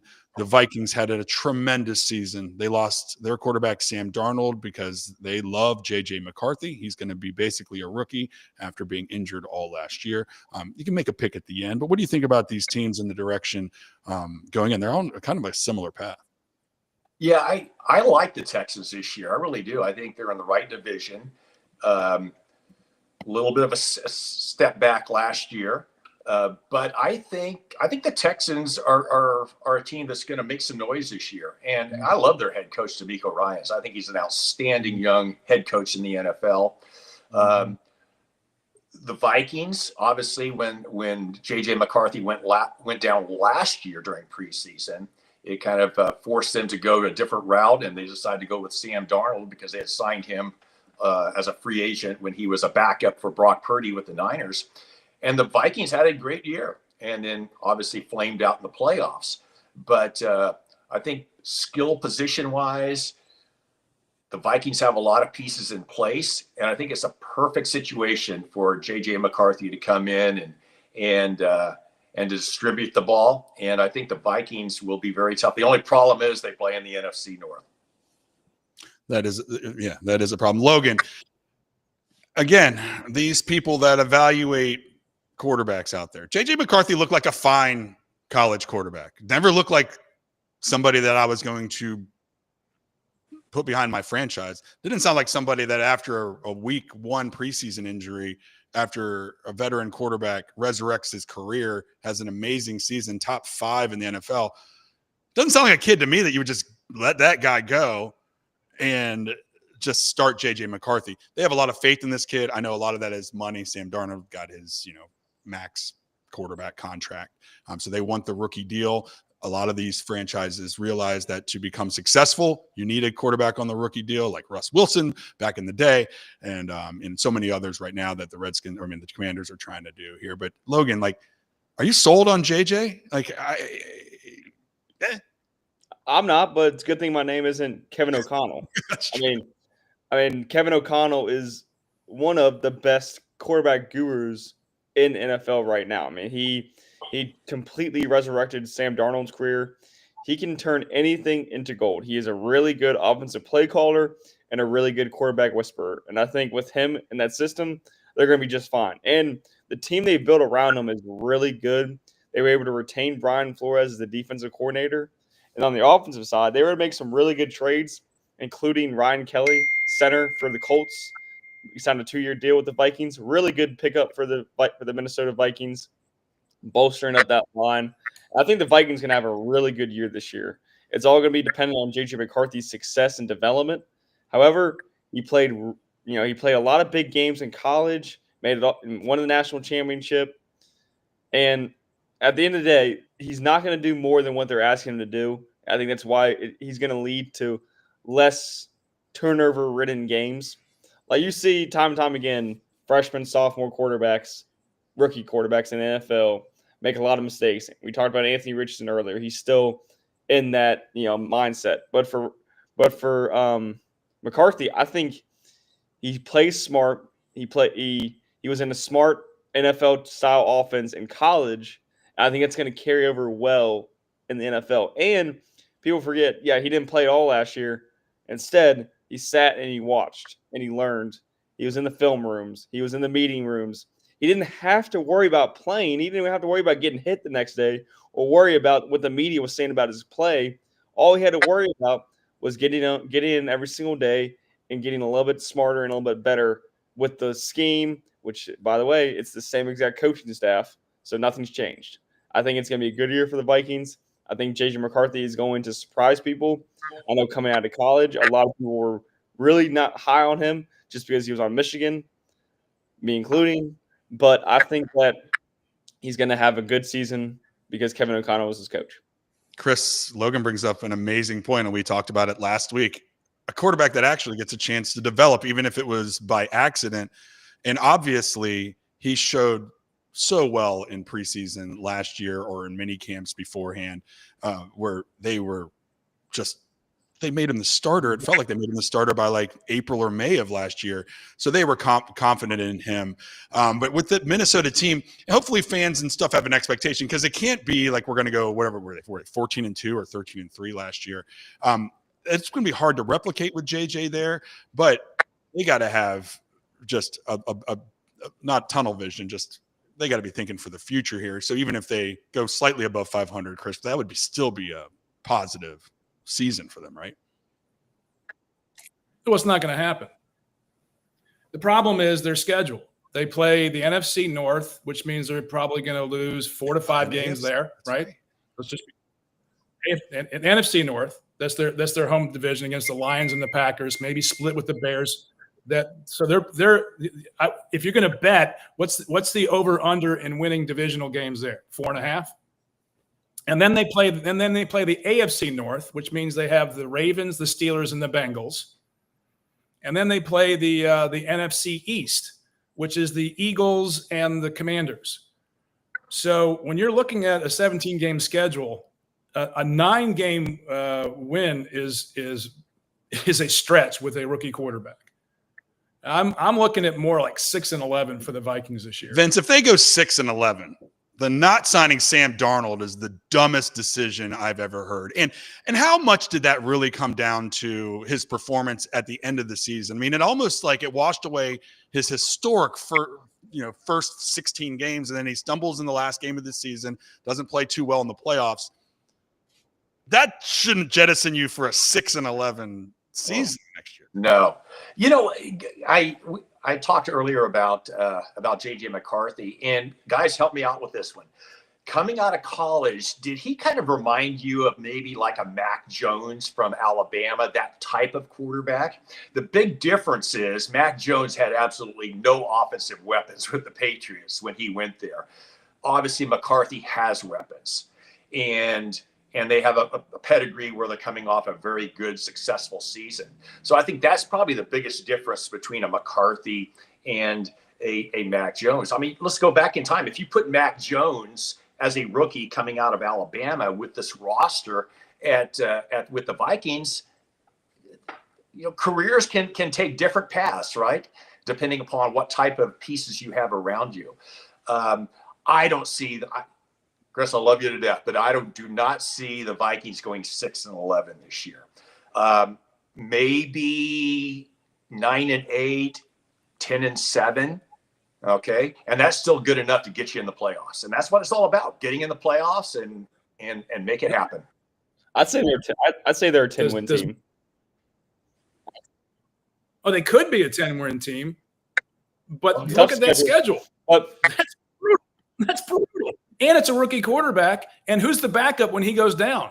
Is he going to play an injury-free season? I doubt it. Who's the backup? I don't know. We need to know who's the backup. Who is it? I would say while you're looking that up, if the Vikings win 6 games this year, it might be time to have Sam Darnold in the GOAT conversation. I don't know. I think if they have that big of a drop off from Sam Darnold, what is Sam Darnold doing? Logan, don't give me a perfect segue to my read from mypillow.com. Don't, the GOAT of pillows. His rest might be good. These are sheets. The GOAT of, you can get a cross necklace 50% off right here. Go to mypillow.com. Been a sponsor on the John Frederick Radio Network for a long time, very long time. And I want to say, go to their website right now. They have amazing deals on here. You can get Giza sheets $40 off right now. You can get the MyPillow 2.0 with roll and go case. You got kids going to college. You can get slippers. You can get everything. They've got soft drinks. They got stuff for your pets. They've got everything at mypillow.com.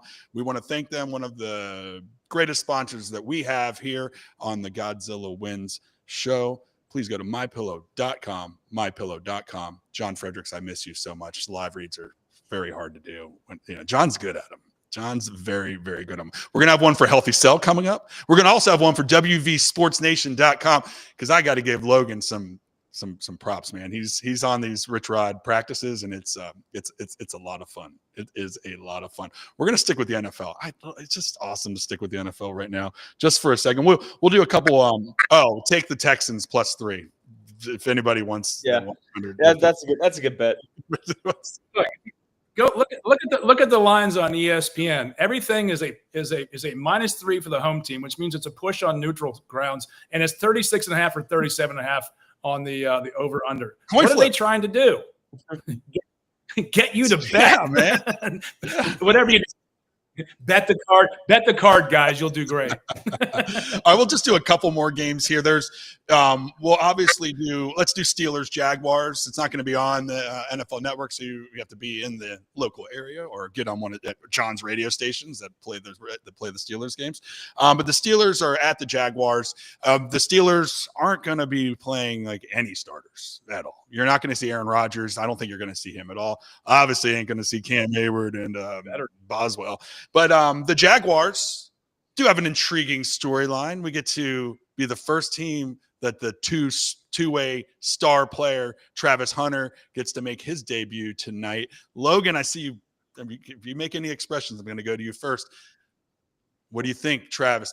I want to go on like a existential level. Is there any chance that he could play two ways for more than a couple years or at all in the NFL? Oh, 100%. I think he has some of the greatest conditioning I've ever seen. I mean, even in college, he was playing 150, 160 snaps a game, week in and week out. So it's going to be an adjustment. He's not going to do it right away. I think currently he's listed as wide receiver 2 and cornerback 4. I don't think he's going to be playing cornerback as much as receiver. I think he's going to be on the field at all times for offense and then on defense in special packages. However, his athleticism, his pure talent is enough to get him on the field on both sides. I think they're going to find a way to sprinkle it in time and time again. He's not going to be playing every single down on both ends for 15 years of NFL football. I think he's going to sprinkle. I think he might play 20 snaps on defense and then, I don't know, 40, 50 snaps on offense. They will manage it in a way where he can show his talents on both ends, because he is a very rare and really spectacular talent. I think that's why you drafted him. I think that some teams missed on him just because they didn't know how he was going to fit on offense or defense. But you would rather have that problem than not have it at all. Have the player and figure out the solution to the very good problem of, he's very good on offense and defense. I think they'll find a way throughout his career that he can remain playing on both sides. Vince, I'm going to be watching. I mean, obviously for the Pittsburgh Steelers, and I want to see offensive line gelling and Mason Rudolph. No, not really. I'm going to be watching for Travis Hunter, and in particular when he's at cornerback, I want to see how he reacts to NFL talent. Yeah. Hey, Logan, I see it just the opposite. I see him being an every down on defense and a third down receiver on offense. That's what I see. The options are limited, us honestly. There's no question about it. But I think you can utilize him more in special situations on offense and utilize his athletic ability more so on the offensive part of the ball, and just say all 4 downs he's on defense. Maybe use him more as a gadget on offense. Right. Yeah, I think so. That third down receiver, that third and long, and you need somebody that can, so to speak, maybe a third or fourth receiver. And if you catch, if you make 2 or 3 receptions a game and be a shutdown corner, I mean, you talk about he's a talent. He is an absolute talent. And you think about it, you talked about the amount of snaps he took in college, 120 snaps a game. NFL, you don't have that many snaps because it's a slower pace game. They actually have huddles in the NFL, where in college, and the way the offense that the Colorado Buffaloes ran, it was, very quick paced. And so I think that helps a little bit. Now, obviously, the physicality of the NFL is a totally different aspect compared to Big 12 football. But Travis Hunter, he's going to be really good as long as he stays healthy, of course. We might have an edge. I mean, we might have a gambling edge here. The Jaguars are going to be playing. Every player, they said, is going to get at least a snap today. Travis Hunter, I obviously want to see him. But if every player playing for them and the Steelers not playing everywhere, you see where I'm going with this? Maybe the 4.5, maybe that -4.5 for the Jaguars might be the way to go. Travis Hunter, are you a fan? Are you going to be intrigued to see if he can start his career successfully playing both ways? Absolutely. I think the pressing need, no pun intended here, is he's got to play defense. To Coach Vince's point, that's the problem the Jaguars have.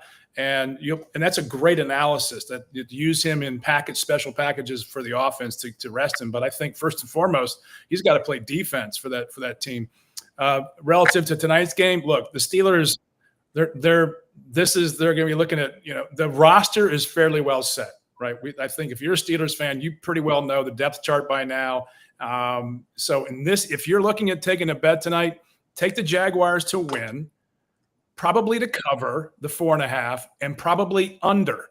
The Steelers' offense has not been great in Latrobe at St. Vincent's. Everyone knows it. It's gonna sputter, because they're not going to have their players out there who are going to be making the team. So there's always going to be the irrational exuberance of the players who are looking to try to make the practice squad or get picked up by someone else after preseason's over. So, I wouldn't say it's a throwaway game, but it is. So, take the Jaguars on at home with the spread and probably the under, because the Steelers just aren't going to have an offense for. And I tell you what, when your team is playing in the preseason, you got to throw some cash on it, because you just got to make it more fun. Like, I'm going to be into it. Now, I wish it was this is a perfect game. This is a perfect game to be a miserable homer, right? This is Yinzer 101. I never do this. Bet against your own team and say, I knew it. We were going to throw this game. because that's just Very who we true, are. Very true. Hey, let's do one last pick. Right? Let's go. I can't wait to see the Steelers, by the way. Can't wait to see. Even though I don't know if I'll see them. I'm in Northern Virginia. I don't know. I need a legal box. Can't I'll wait. go find one at my dad's house. I know he has one. All right, Packers.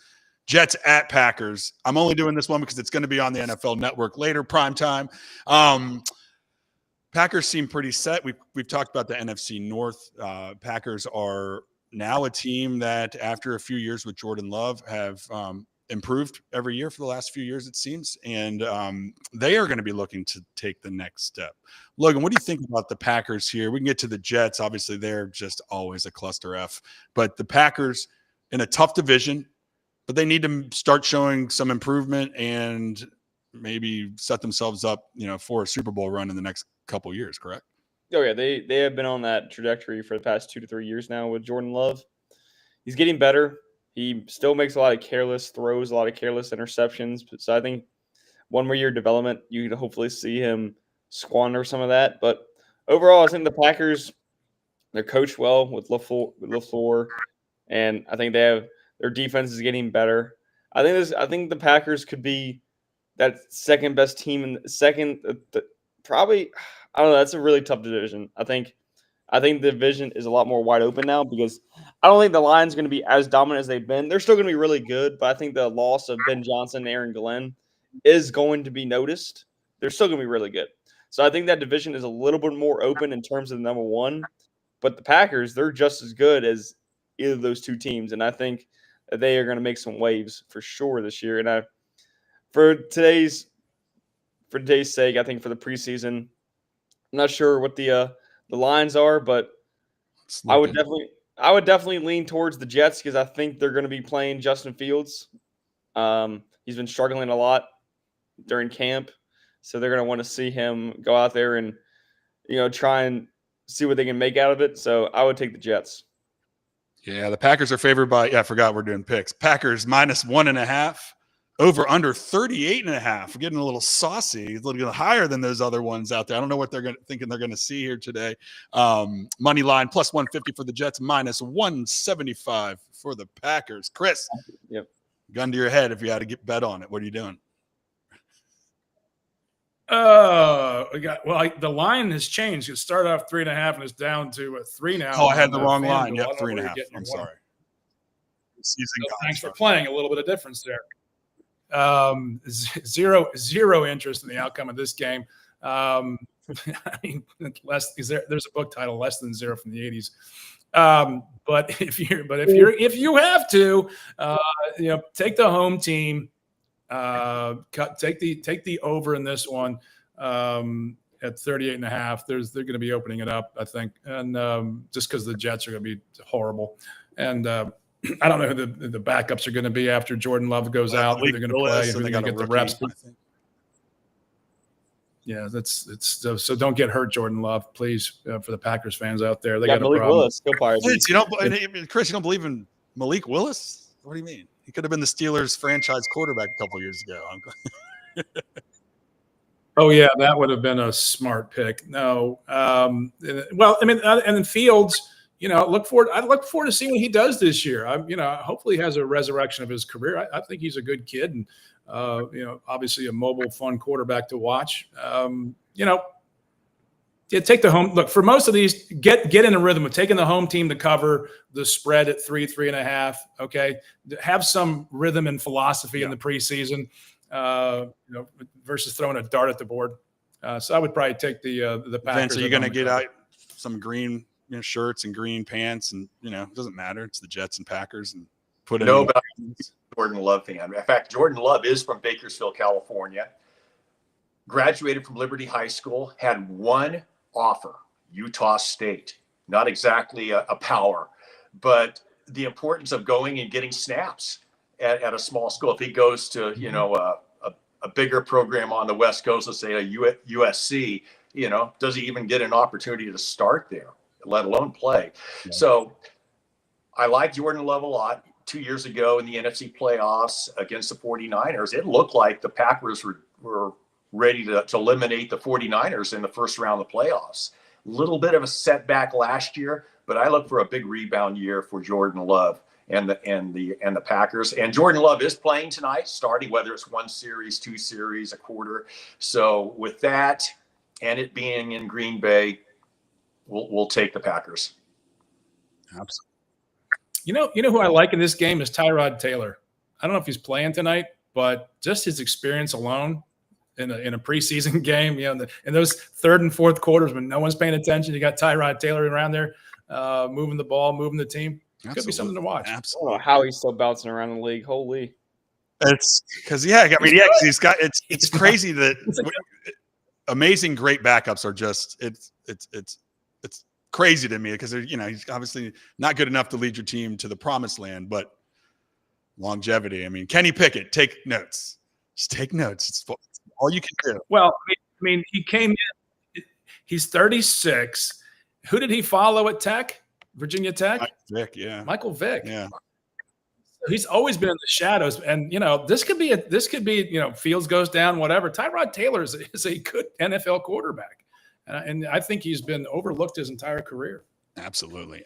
Hey, you're listening to the Godzilla Wins show here. Want to thank our sponsor, Healthy Cell. John Fredericks uses Healthy Cell all the time. Amazing, the amazing supplements have patented technology for absorption with their microgel, their lab work, that most pills and powders have low absorption. They get 10 to 100 times more when you use Healthy Cell. And we've seen that it works for John. John works tirelessly. Like he's on this network from Monday to Friday and then wakes up to do this show with us, travels to Israel, does it all. I'm sure Healthy Cell is a big part of that. Please go to healthycell.com. Again, healthycell.com. Unfortunately, we have to pivot away. We have to pivot away from the NFL just for a little bit. Major League Baseball. I mean, we're in the middle of it. We're in the throes of it. And I don't know if Jack, when he did this format, was just trolling me. Skeens, he puts on there Skeens career worst 7 hits allowed when he had a shutout. It's against the Reds too. And I think it was a career worst against the Reds. He's had a really good career against the Reds, and I guess that was ruined the other day with the 7 hits. So Jack, kudos to trolling me. In this Skeens last night, he had 6 shutout innings. He leads the MLB with a 1.94 ERA. They kept talking about how he's posted the lowest career ERA after 46 starts in history, 1.99 ERA in the live ball era. But Chris, he allowed 7 hits. So no, but the bigger news with Paul Skeens right now, and we'll get to some other Major League Baseball stuff for people actually in pennant races, and is there's a ridiculous discussion that there is a contract extension potentially in the works. But Chris, and rightfully so, Paul Skeens and camp nipped it in the bud and said, hey, we're willing to negotiate and talk, but we need to see what you're doing in the offseason, right? I mean, I don't even want to crap all over the Pirates right now. Let's give, I'm using this, what the kids say, the flowers. Paul Skeens right now, almost with 50 starts in his career. We're on a historic level here. Why can't we crap on the Pirates? This is why I come on every week. No, I'm just kidding. Look, they're 29-29 over the last 58 games. They're a team that's different now, and they have some actual players who can hit the ball, which is unique this year. Horowitz is coming around. Pham is coming around, playing really good ball. Skeens, I mean, to Jack, did he win? I mean, he won the game. He's 7-8 on the season. It's a team, I think, that's going to be doing much better things in the offseason. They better. Look, if they don't, the fans are going to ransack that stadium if they don't put some better ball players on the field. And moving Brian Haynes, obviously they got some good. Connor Griffin, my God, that kid might make up this year. I mean, he's hopefully he'll go to Altoona this week so we can see him here in Richmond. Connor Griffin, who's just crushing the ball this season in lower A and high A ball. Who's only 19. He's a future shortstop right there. Tamar Johnson coming up as well. So they got some pieces, but they have to start making moves to say to Skeens, look, we're going to pay you a lot of money, and we have a legitimate shot to put a winning team here together. Okay, we just can't play the tape of what's it? Russell Martin hitting the home run and when I was there. 2014. It's the greatest sporting event of my life. Cueto. Speaking of the Reds, but to Jack's point about the Pirates and Skeens, he didn't troll you. He gave you the opportunity to say, look, they got 7 hits in 6 innings and he didn't allow 1 run. That is a fantastic picture. That's a fantastic picture. If you didn't allow 1 run off 7 guys on base in 6 innings, that means you're doing something really special, really special. And they have to build around Paul Skeens. They have the players. They have the players to have the pieces to put together. I think they could be a decent, potentially playoff challenging team next year, but not Vince. this year. I'm going to go hyperbolic here, but that's one statement by his camp that said, "We'll listen when we know what you're doing in the offseason." That could potentially change the Pirates organization because the front office has to take notice and has to understand they have a generational pitcher. I don't care. Lose money for a couple years for the sake of the franchise. You're a rich billionaire. That one statement, because there was no chance that Skeens was actually going to restructure his deal right now. Do you think that they'll heed his advice and build a roster that he may potentially use and sign with our team or the Pirates? I've been watching the Pirates quite a bit lately because they've played 6 games over the last week and a half against the Giants. And I look at the Pirates and I'm like, they got some really good pieces. They really do. And they're young, and obviously Skeens, I mean, he's a generational pitcher. And boy, I if I'm the Pirates, and I'm not big on this because I know that with pitchers, that's a tough thing when you sign them to long-term contracts. But why not do something like the Dodgers did with Ohtani and backload the contract? Give him some incentives, some guaranteed money up front, backload a lot of it, saying, hey, we got you, we want you in our franchise, and retire a Pittsburgh Pirate. But we need to do this in order to dip into the free agency, bring in some young guys, some talent, and really build our whole roster essentially around you, Skeens. And boy, I think they could do that the right way. And I think the Pirates could be a really good team, not just immediately, but into the future. But they, once again, ownership, that plays a big part of it. Are they willing to maybe spend more than they need to, than they want to, in order to guarantee success into the future? Absolutely. And I tell you, if the Pirates put a winning team on the field,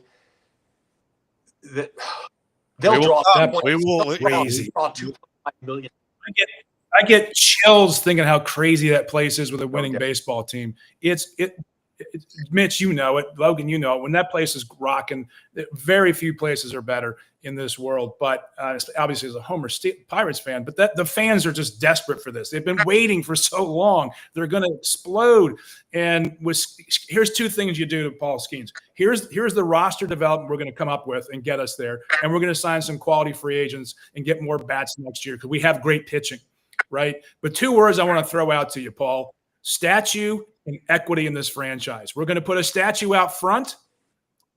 We're going to Pops and Roberto have statues. You're going to get a statue here, and we're going to give you equity in the ball club long term, so that your family is financially set for the rest of your life. We'll backload some of the contract, but you're going to get a percentage of this ball club, and you're going to see a change in the way that the teams make up their rosters in the future, because they could be doing that. I think that's how you get them truly bought in to the future of a ball club.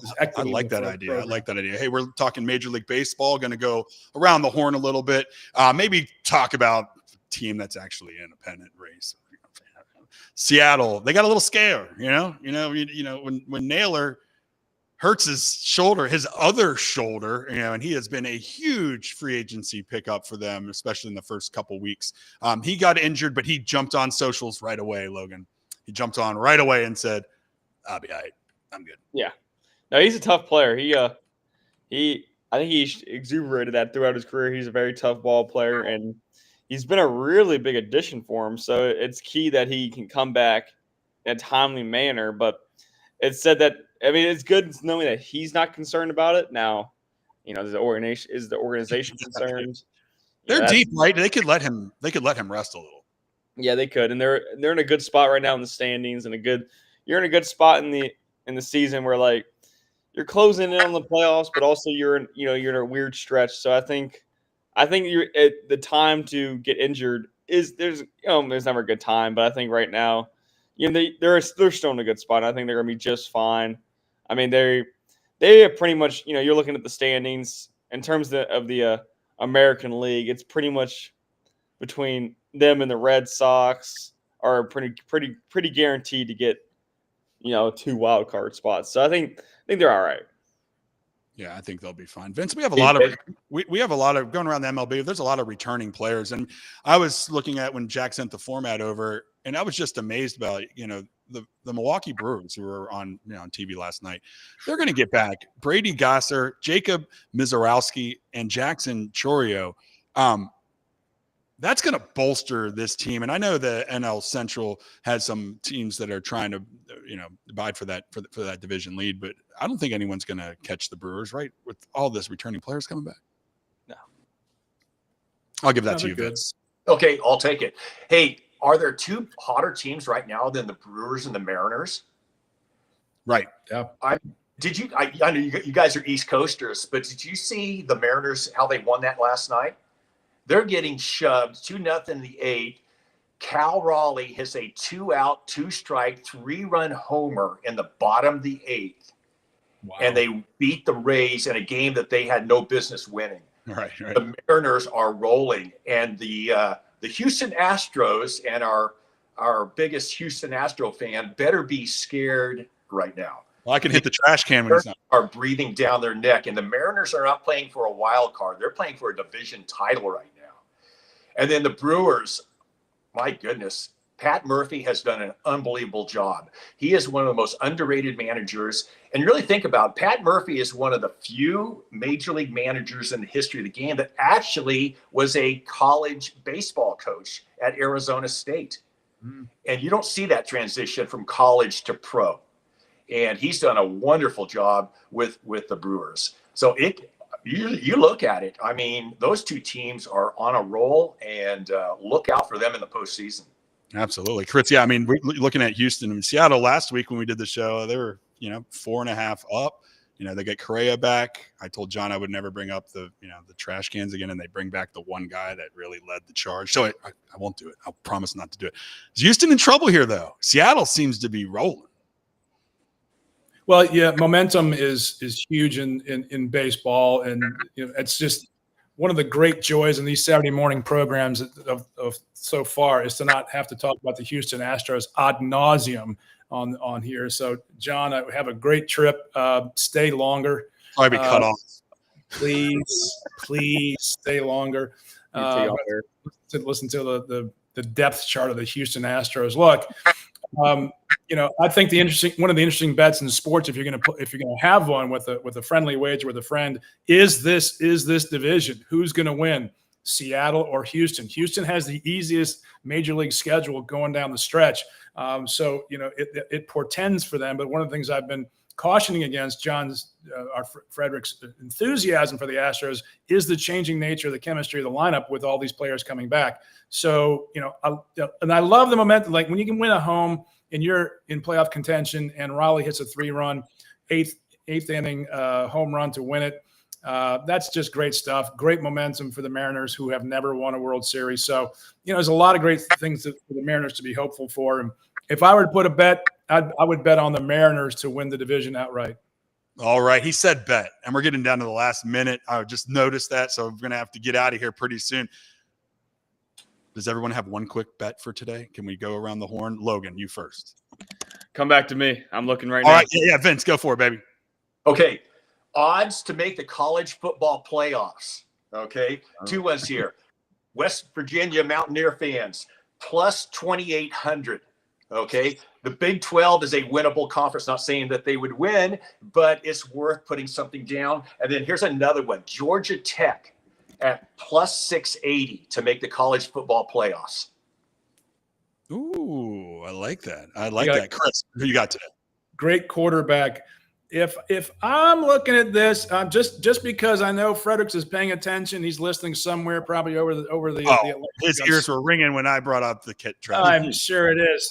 Houston Astros at the Yankees. Valdez on the bump for the Astros. I'll take him straight up to beat the Yankees in New York, who apparently lost again last night, blew another save. So let's go with the Astros to win that game straight up. Money line, I'll take the Astros. And then we'll go for the sweep in the Pirates and the Reds. A little homer here. We'll go for the sweep. So far, we'll go 3 in a row against the Reds. Also money line. Yep. Right. I think I like the Astros pick too. Framer Valdez's pitch has had a really good year this year. I also am looking at the Rangers at -135 to beat the Phillies with Jacob deGrom pitching. Really great year. So I think I would put those two together, and I think those are two locks for sure. There we go. Hey, just bet the over on the Steelers game, everybody. Just have fun with it tonight. I want to thank everybody for listening to the Godzilla Win Show. For Mitch Rogers, Logan Powell, Chris Saxman, Vince Mayoko. It's been great. Stay tuned. Jay Delsing's Golf Show is next. See you next week.